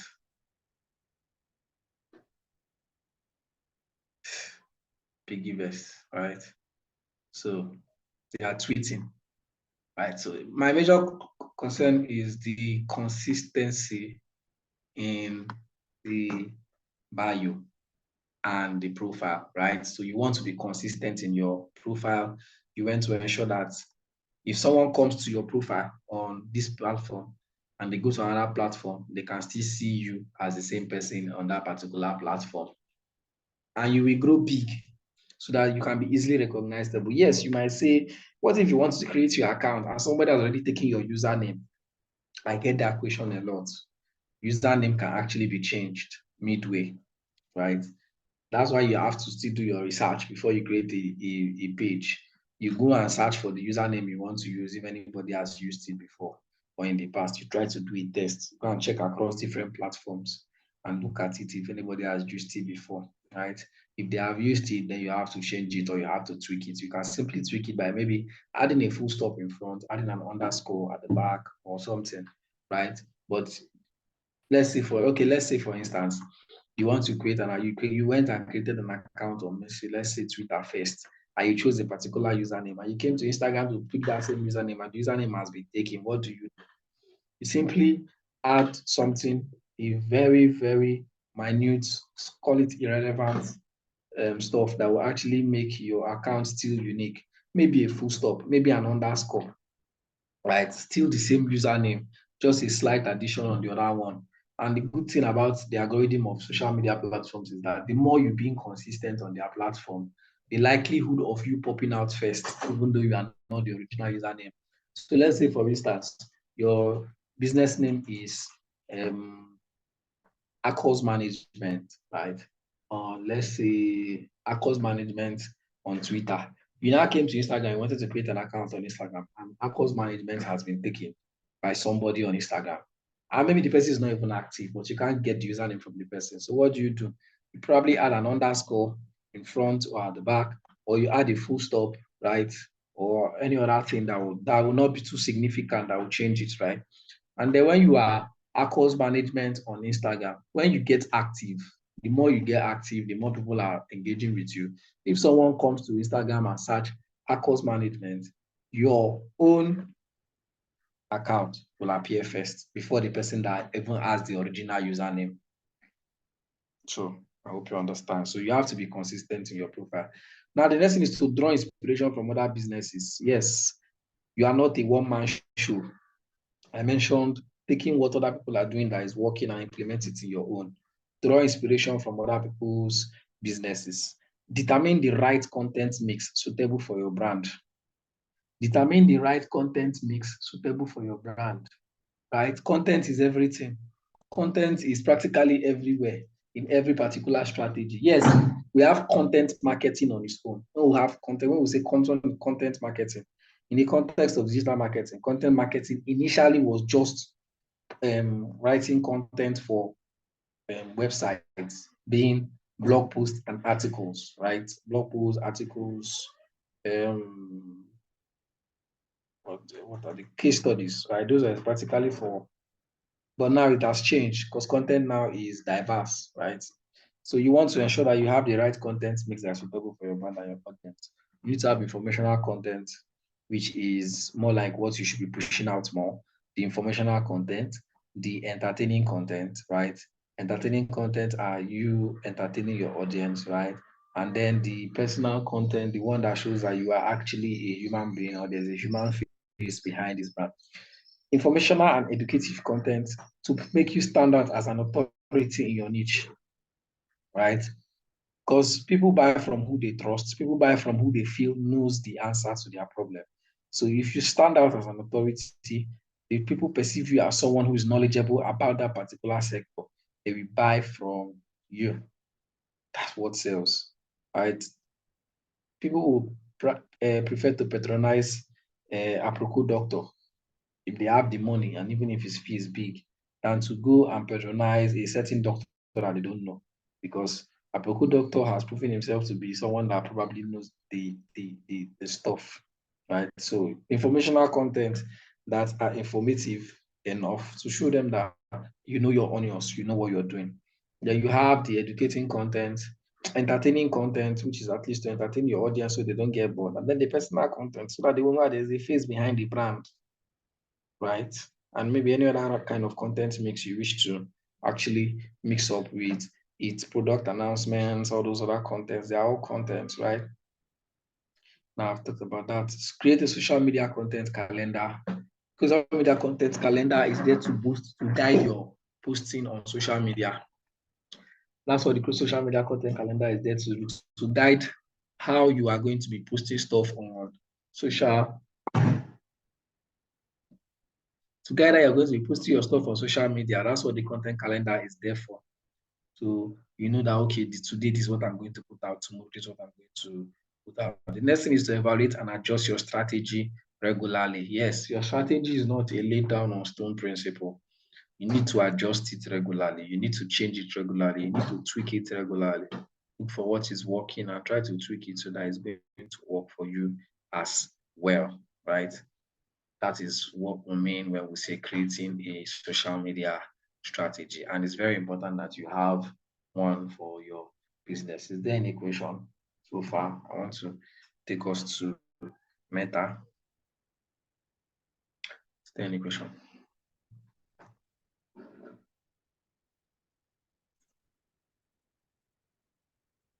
No question. Okay. So I want us to look at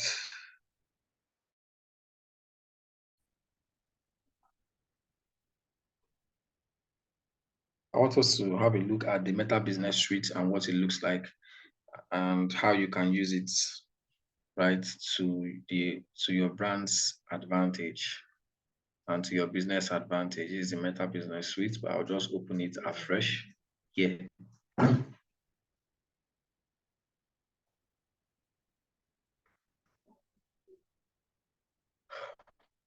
Now, Meta, what is Meta first of all? Meta is Meta Technologies are the parent company of the different platforms we have: Facebook, Instagram, WhatsApp, and Thread. Even though Thread is non-existent per se, they will still attribute it to the right corners, right? He started out with Facebook, and Zuckerberg started out with Facebook, right, in 2003 when it was founded. And Facebook grew to become a world leading platform. And then he bought Instagram along the line when Instagram was up to be sold. And then he bought WhatsApp as well when the owners of WhatsApp wanted to sell it. So he now owns all three platforms and is building all three platforms in his name. And we have the Meta Business Suite or the Meta Technologies. Now, Meta is the parent company that is the umbrella where all of these other products are. So let's use, for instance, for those of us who are conversant with Dangote group of foods or Dangote group of companies. Dangote produces different stuffs. Dangote produces Dangote salt, Dangote has Dangote sugar, Dangote has Dangote cement, Dangote spaghetti, Dangote noodles, right? You name it, Dangote refinery now. But they are all under the Dangote group of companies, and that's the same way Meta is as well for the different social media platforms that it has. So before I go on to Meta, creating social media accounts, right? It's not difficult. I'm sure we all know how to do that. It's not hard. It's not difficult. It's quite easy, right? If you want to create different business pages for your platforms, it is as easy as APC, right? Do I need to go there? I don't think so.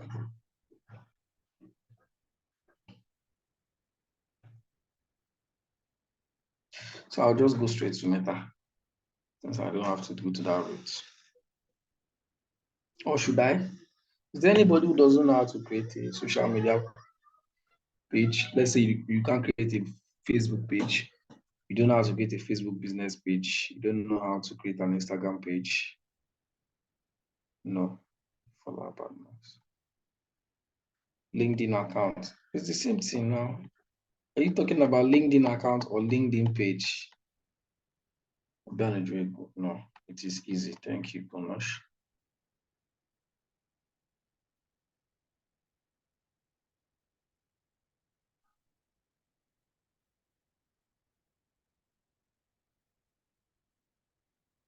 Okay.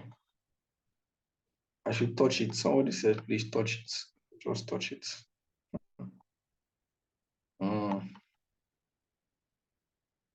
Okay, let's just quickly look at Facebook and how to create a Facebook page. Let's go to Facebook. So you go to Facebook. I'm very fast with this.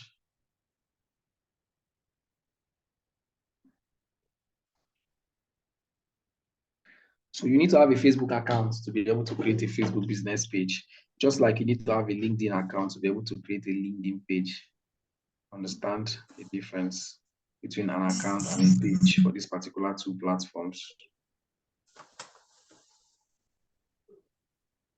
You need to have a LinkedIn page to be able to create a LinkedIn account to be able to create a LinkedIn page.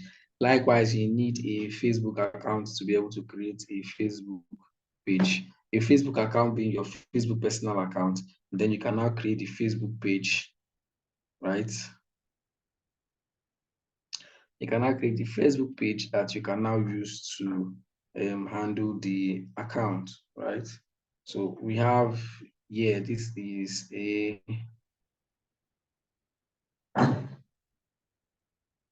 Facebook account. This is my own Facebook account.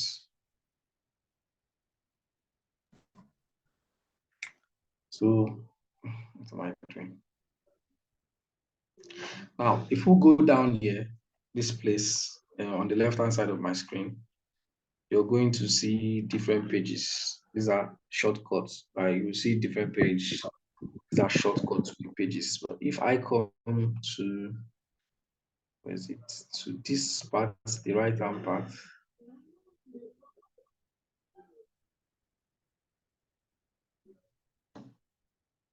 And I click on the menu, right?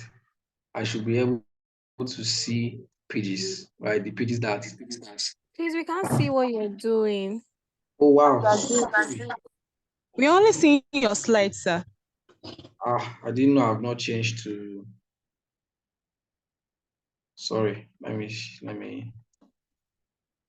switch.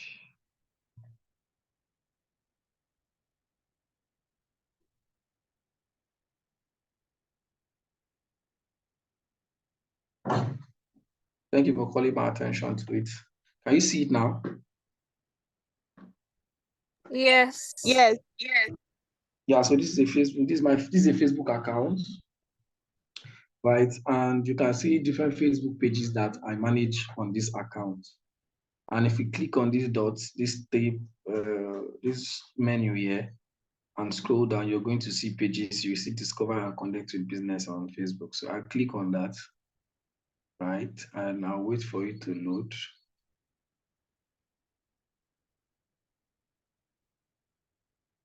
So these are different pages that I manage, right? And you can see different pages here with different page names. Different page, you can see here, it says pages you manage. Right, so if you want to create a new page, you just come down here. You can see where my button is, and you click on create new page. Right, and you put a page name. The page name is very required, so you put the page name. The page name is the name you want to use for the page, which should also probably be your business name and will in turn be used as your username. Right, this is for Facebook page, so I can create a page name. Call it YTP business. Category is required. So you need to describe the category of your business. Like, what does your business do? What category does your business fall into? If it's housing, they will give you options on housing on homeless, shelter, apartment and condo building, real estate, loan office, right? This is housing. So you pick what, you can pick more than one, right? You can pick, let's say, maybe now we want to pick loan service, we can pick loan service. We can pick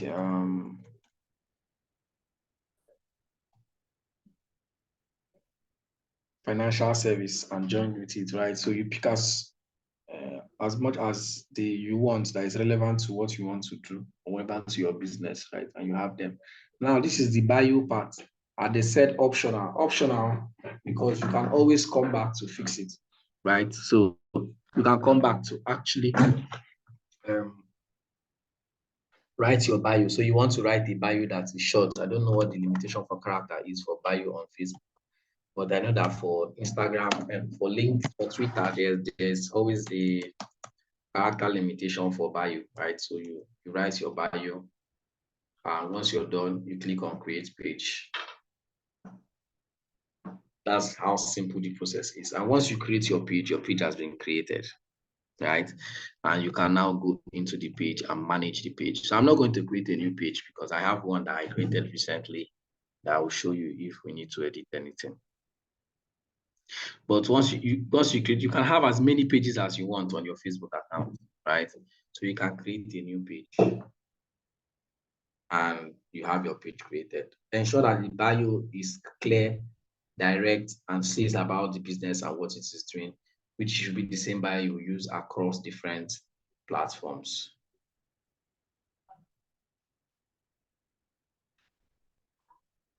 Yeah, I'm coming for LinkedIn page. Hold on.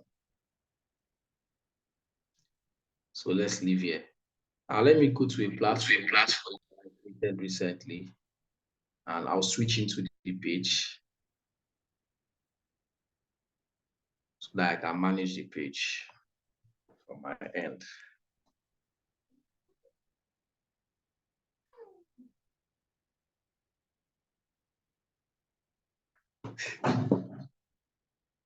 So let me see the page. I'm already behind time.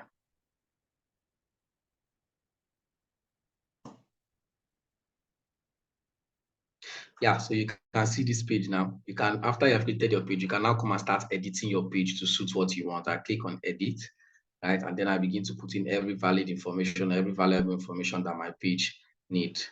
Blessing Jackson, what's the difference between a page and an account?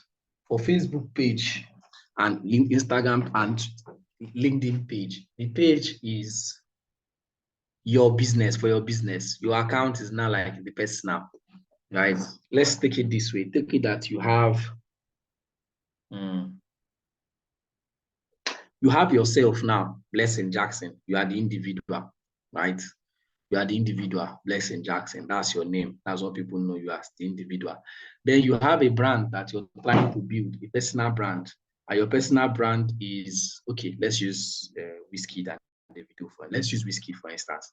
Whiskey's name is Ayo Balogun, I think. Yes, that's his name, right? And that is his own personal name. That is his account. Then his stage name, which he's using for his business, which is his music business, is Wizkid. That is his page. So I hope this has been able to explain it to you. The account is personal, the one you have, that is your own personal account. Then you create a page, right, that is going to be for the business. Do you understand, Blessing Jackson? Is it clear with the instance I gave?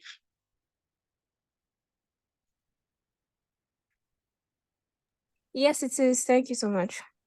Yeah. So from here, you can now edit, add your cover photo, add your address, add whatever you need to add. Okay, Soyombo Oluwadara, you have a question. Yes, sir. Thank you, sir. So there was a time I wanted to create a business page and from my personal account, but it kept saying that I have too many pages. Meanwhile, I just have one page attached to my one business page attached to my Facebook account. So I don't know what to do. What were you using, a phone or a laptop? I was using a phone. I also used the laptop. It kept saying the same thing. So sometimes they have that error. It happens. Okay. But most times if you use a laptop, it works. It's mostly when you use phones that it gives that error. But sometimes it happens. They have this glitch that happens that they will tell you you've created so many pages. So many just keep trying. Probably leave it later and it should work. Okay, sir. Thank you, sir. You're welcome. So we have the cover photo. You now put whatever you want to put your bio, edit your bio, customize put your profile picture, which of course should be probably the what is it called? The logo of your business. Put a cover photo, being the photo that will be at the back, edit it to actually make sense and become suiting, right? And you are done with that. And you have a Facebook page, you start following. You can see here, they're asking for page health. How healthy is your page? Complete these actions to improve digitals. You can see page health is good. Welcome, you write the welcome post, you can link your different accounts. You can connect your Instagram profile, right? So if you have an Instagram business account, you can connect it to your Facebook page so that both accounts are connected, which is very advisable that you even connect it together, right? You can connect your WhatsApp account to the same page so that people can send you messages on your WhatsApp from your page, right? And you can start posting and doing whatever you need to do. You can have people follow your page and you also follow other persons, right? So this is for Facebook page. And that was very quick. So just in case you don't see this, maybe you have a page, already existing page, and you want to link your account, you want to link your profiles, you don't know where to go because you probably not see this. This is showing because this is a new page, right? You go to settings on the left-hand side of the screen where I just went to, click on settings. All right. And you come down here, go down. And you scroll down here and you will see linked accounts. You click on linked accounts and they will show you Instagram and WhatsApp not connected. So you just click on view and it should show you where to connect your account. When you click on connect your account, it will redirect you to Instagram to log into the account you want to connect it to. And once you're logged in, it automatically creates the account. But note, you might have a glitch because recently they've been having glitches. Sometimes if you click on connect account, let me try if it's even going to work now. If you click on connect account, it will take you there, confirm. And instead of opening the account, it will tell you that the link is broken or there's an error whatsoever. It happens, let's look at it, I can see that there's an error. Oh, it's even working now.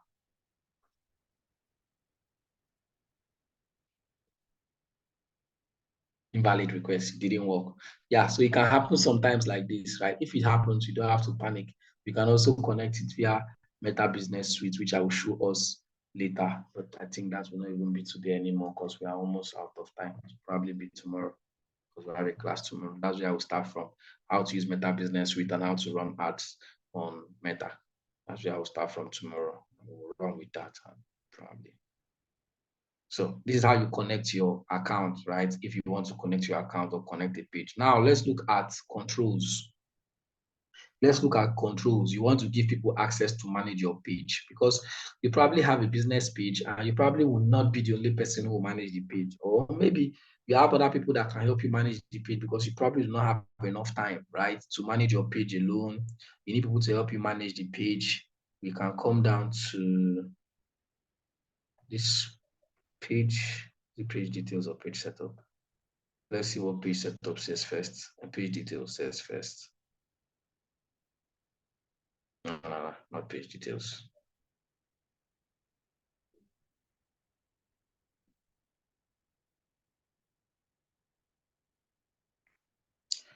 Okay, so let's go to the settings. We'll go to page setup, right? And you can see here, yes, from page setup, you can see the name of the page. You can see page access, page management history, page status, page recommendation, advanced messaging, and all of the stuff. Now we want to give people access to manage our page, right? We want to ask people to help us manage the page, have control of the page, get access to it. We'll go to page access, we'll click on view. Right, so you can see that this page is my own. That's why I'm the only person with access and I have full control.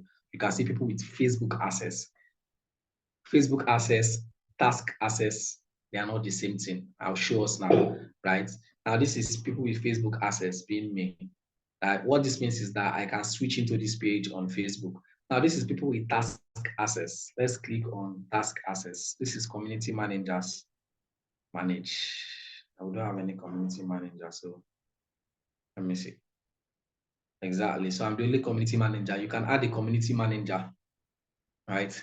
Community managers who can moderate the community, moderate live streams, right? Moderate the page as per just a community manager. Now let's look at task access. This is people with task access. If I click on add new, right, you can see what task access means. It means the person can switch into the page on Facebook, but they can manage the page using specific tasks or manage specific tasks rather using other tools like Meta Business Suite or Creator Studio. The Meta Business Suite, which I want to show, right? I'll show you guys tomorrow. So it means that anybody that has task access cannot switch into this page, cannot see the page directly on Facebook like I am seeing it now. The person will have to go through Meta Business Suite or use Creator Studio, right?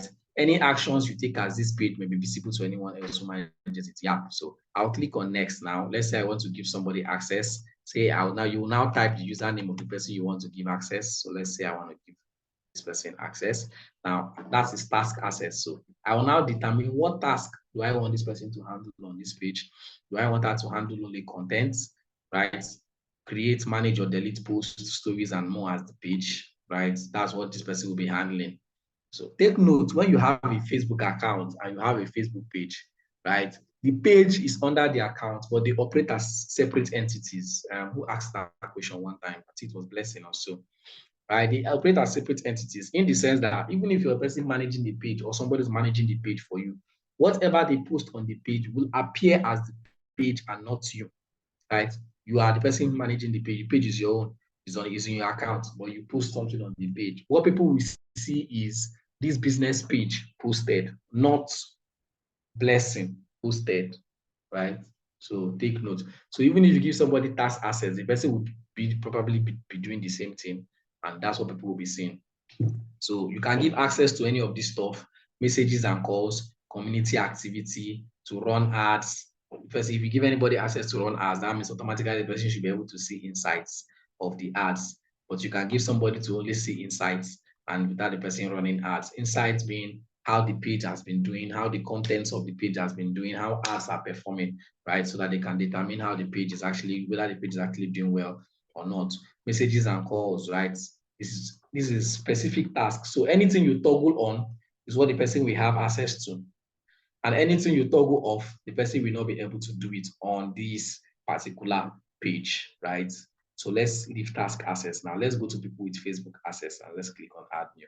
Now, Facebook access means that the person can switch and manage the page directly on Facebook, right? Directly on Facebook.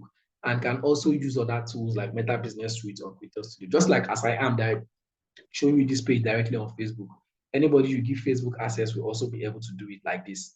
Any actions they take at this page, including when they check into the location, may be visible to anyone else who manages it. Okay. So it means that anybody might see anybody on any action that any other person that has Facebook access is doing, but the other person who manages the page will be able to see it. Anyone else with Facebook access will share the page experience, including news feeds and notifications for this page. All right. So now let's check this one out. So let's go and add that same person again. We want to give the person Facebook access. I will click on this.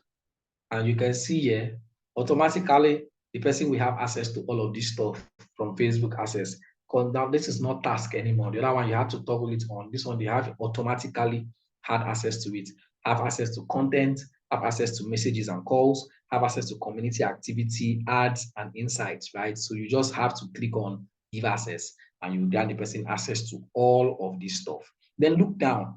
There is here, right? There's a warning sign. Allow this person to have full control. What this means is that this person co-owns the page as you. Remember this one, you're only giving the person access. The person doesn't co-own the page. Yes, as much as the person can do practically everything and switch into the page on Facebook, the person does not co-own the page. I hope you're getting me. Now, to have full control, you can see here it says anyone with full control can give access to others.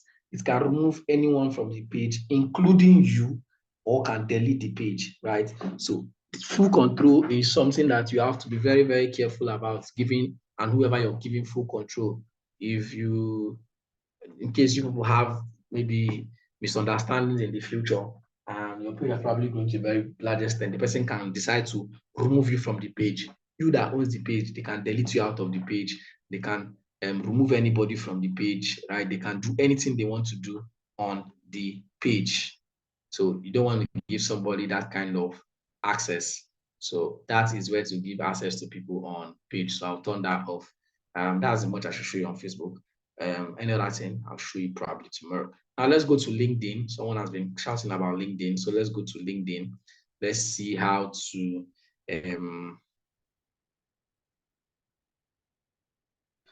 create a page on LinkedIn. Yeah, my.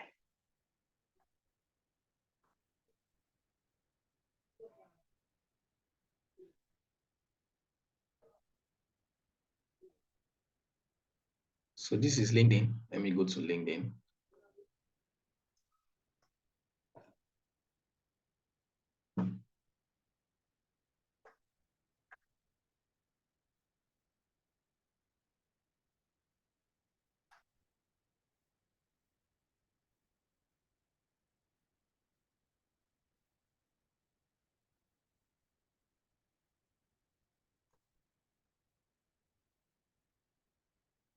Hope you can see the LinkedIn.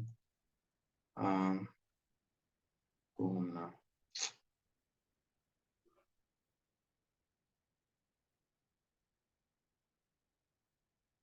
Yeah, so this is LinkedIn, right?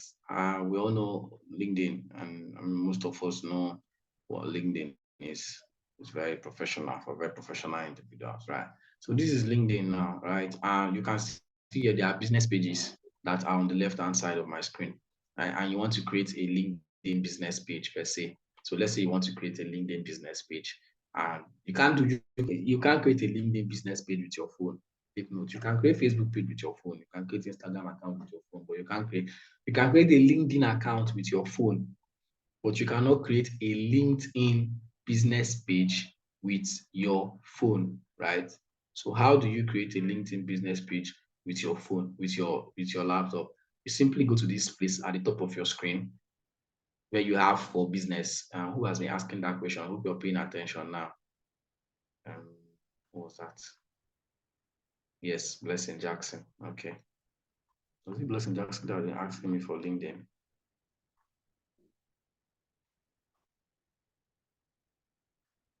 Patience. Okay. Yeah.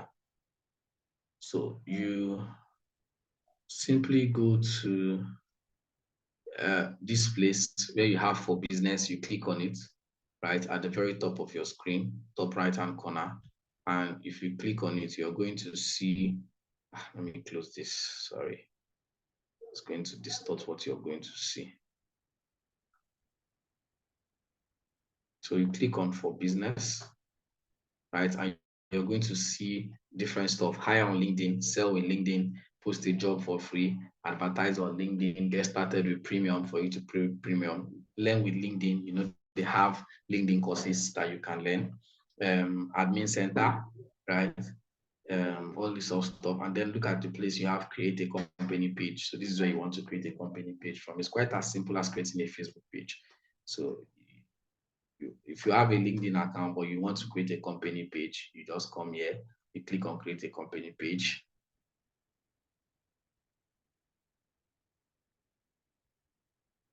Right, and you can see the stuff they have here: companies, small, medium, and large businesses, showcase page. That means if you have another page that you are an existing page that is associated with a different page. Let's say there's a big company or you have a parent company and you want to have a sub page for the company, right? Then this is educational institution for universities and schools. So you choose which one you fall under, which one is you fall under, right? So let's say we choose a company, right? Because you want to create a page for a company, for a business. You just simply start putting in the information. You put in your organization's name, right? Let's say we put in YTP group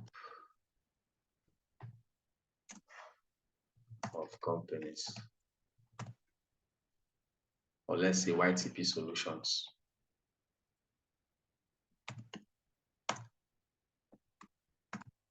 Let's say this is the name of our company. But you can see that this name already exists. This public URL is already in use. You will edit the URL or view the exit page and request admin access, right? So we'll probably have to change something, change the company name. But it has to be the company name. So you find a way to work on that. So you see here, then you put your company website. I mean, if you you select the industry that you're working in.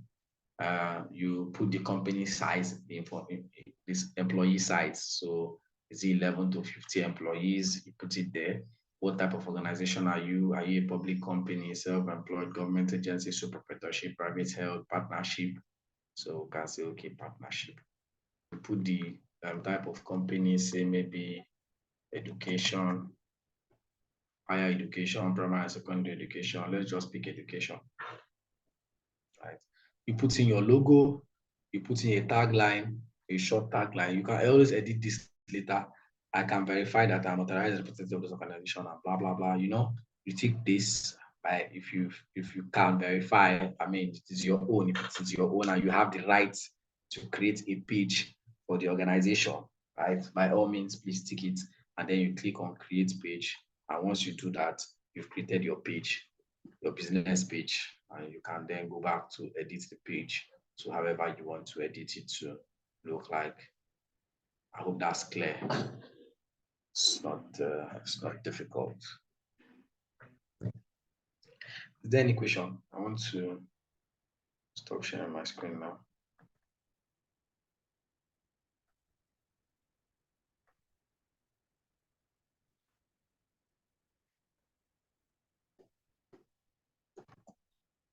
Is there any question? I showed us how to do a page on LinkedIn. Okay, yes, Bami Kule Wapo. Sorry, the name is heavy on my mouth. Really sorry. Yeah. So I have a question. There was a time I have an Instagram account and my normal Facebook account. Then I want to, before they were put together. So whenever I post on my Instagram page, it's always showing on my Facebook page. But recently, I noticed that whenever I post, it's not much showing. I think maybe it's Instagram or Facebook that started the policy that you can only connect Instagram page to maybe Instagram page to Facebook page, not accounts. I don't know how that works. Okay. Yeah. I think that's what they do now. So before it used to be Instagram account to Facebook. Let me just confirm what you just said now. I think I've noticed it before. Just give me a second, a moment. It's I've posted the attendance list on the group chats. Are we going to write attendance today? Yes, attendance people is there. I'm posting it. Who is not hearing my voice? Can you guys hear me? Some people are saying they're not hearing my voice. I don't have to shout now because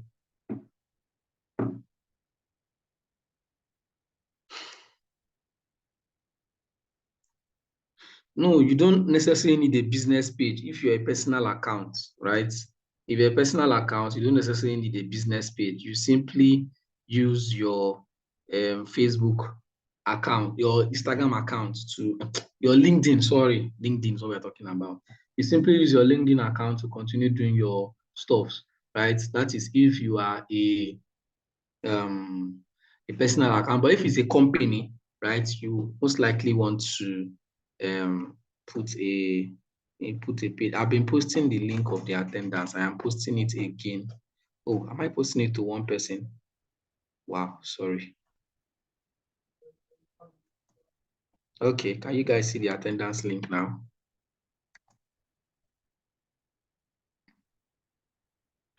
All right, fine. So the person that asked the question, hold on, let me confirm what you just said, because I've not noticed it. Probably they've changed it because yes, I think they have. So you can only post from, no, you can, actually. I think you can. Have you tried to turn it on? Who was asking the question?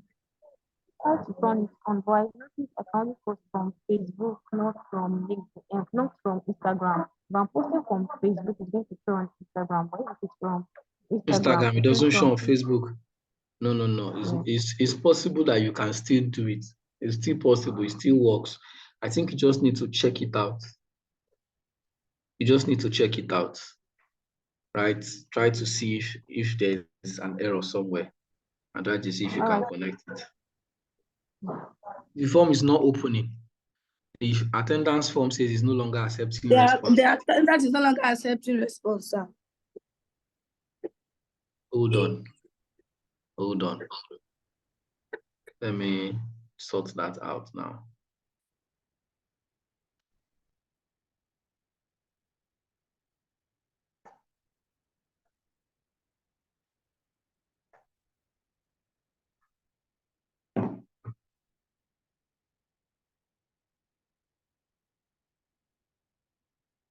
Okay, hold on. I'm trying to sort it out. You will see. I'll tell you what to do next.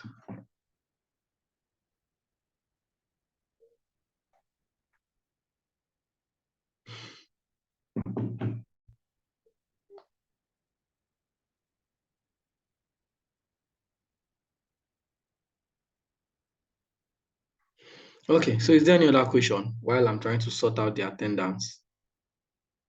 You see, if people were 50 something, 50, it was toggling between 50, 55, but it has gotten to attendance time. It is now 60 people.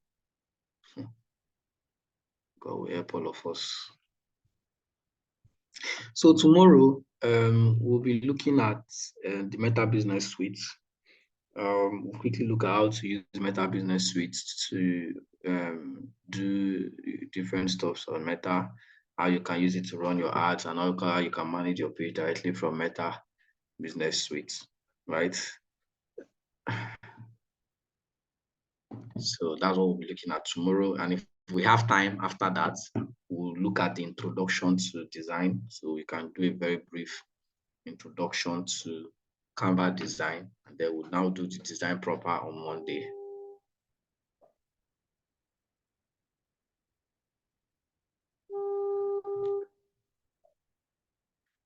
Yes, I'll ask for the both recording to be sent today. Yeah, hold on, Ms. Tura. Lanike, I'm trying to sort this link out. Let me even check out the link for myself and see what is wrong. Just a moment.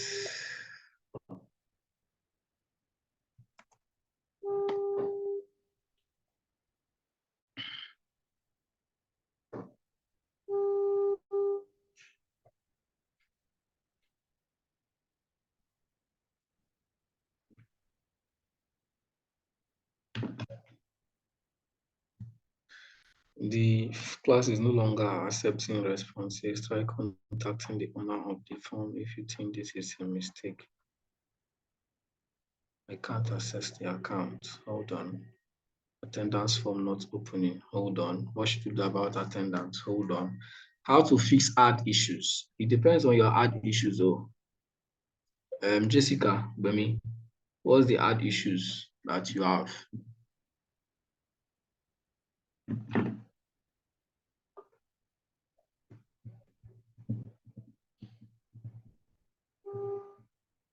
Okay. Let me call the other way around.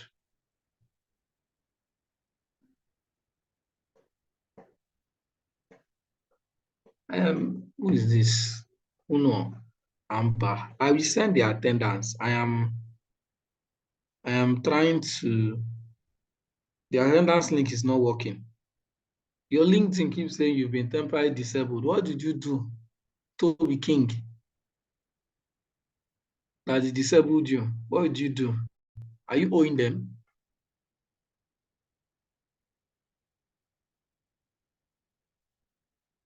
Don't know.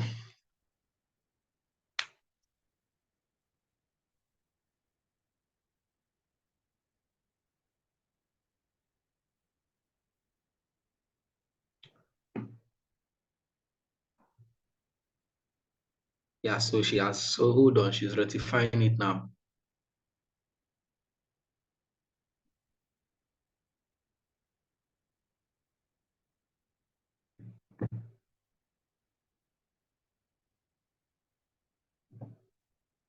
So just give us a moment, we'll fix it. I tried with my other emails to open a new one, but they keep blocking me out.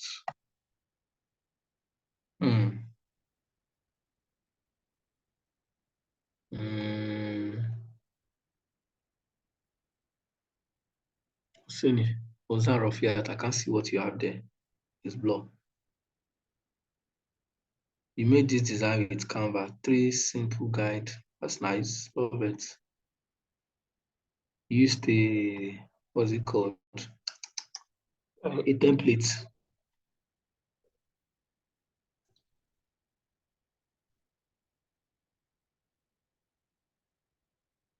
So guys, hold on. She's trying to rectify the attendance. Once she does, I'm going to send it back to you again. When I start. Yeah, so Toby King says his LinkedIn keeps saying he is temporarily disabled. I think Facebook is restricting. Okay, let's start with Hazan Rafiat. Hazan says Facebook is restricting her from running ads. What can she do to rectify it? Have you applied to their have you tried contacting their customer support? You should contact their customer support. You probably must have needed identity verification. So yes, that's one thing that makes them restrict accounts these days.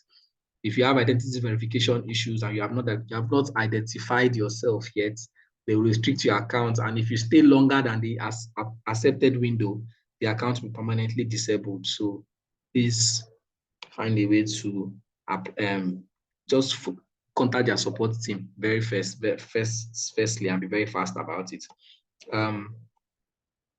Again, let's see who's the next person. Toby King says his LinkedIn keeps saying he's temporarily disabled, and he tries using another account and it is not working. Toby King, I think your LinkedIn is being noted as maybe a fishy account or but I don't know. But for you to be trying with a different email and it's not working, are you trying to use the same name that you used on the LinkedIn account? Are you also using the same device? All of these things can be part of it, right? That might making them restrict you from opening another one. Temporarily disabled, have you tried to contact them? Go to Twitter and probably send them a message on their Twitter account. They will reply to you. On, yes, LinkedIn, that's what I'm saying.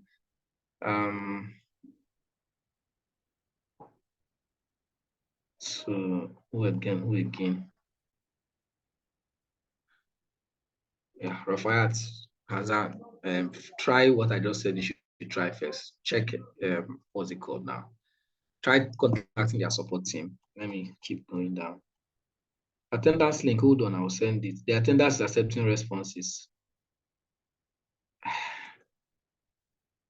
Okay. Check the attendance link again.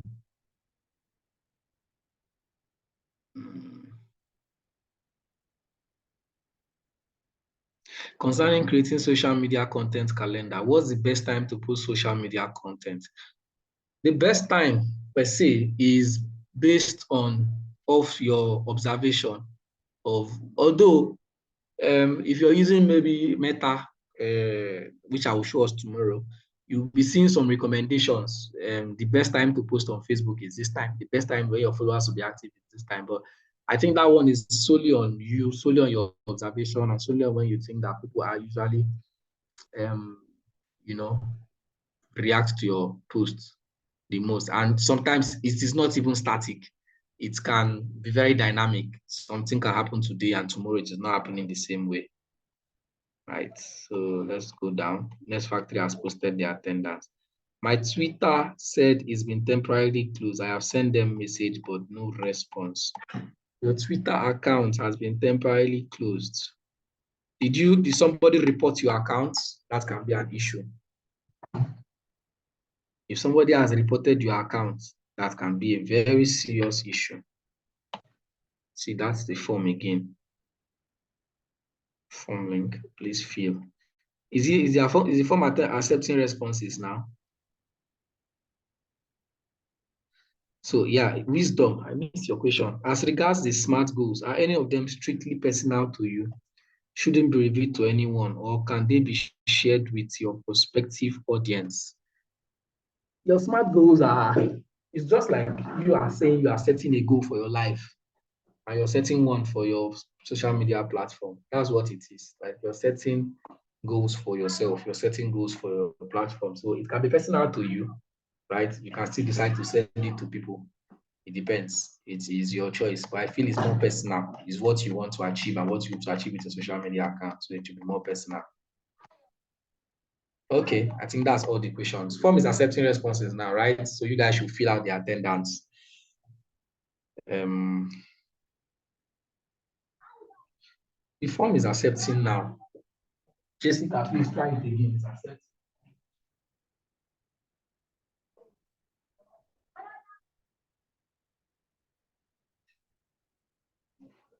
I'm sorry, it's not accepting. I don't know if it's from my end, but it's showing exactly the same thing. I think it's probably from your end. Refresh your browser, copy the link and try it again. Okay.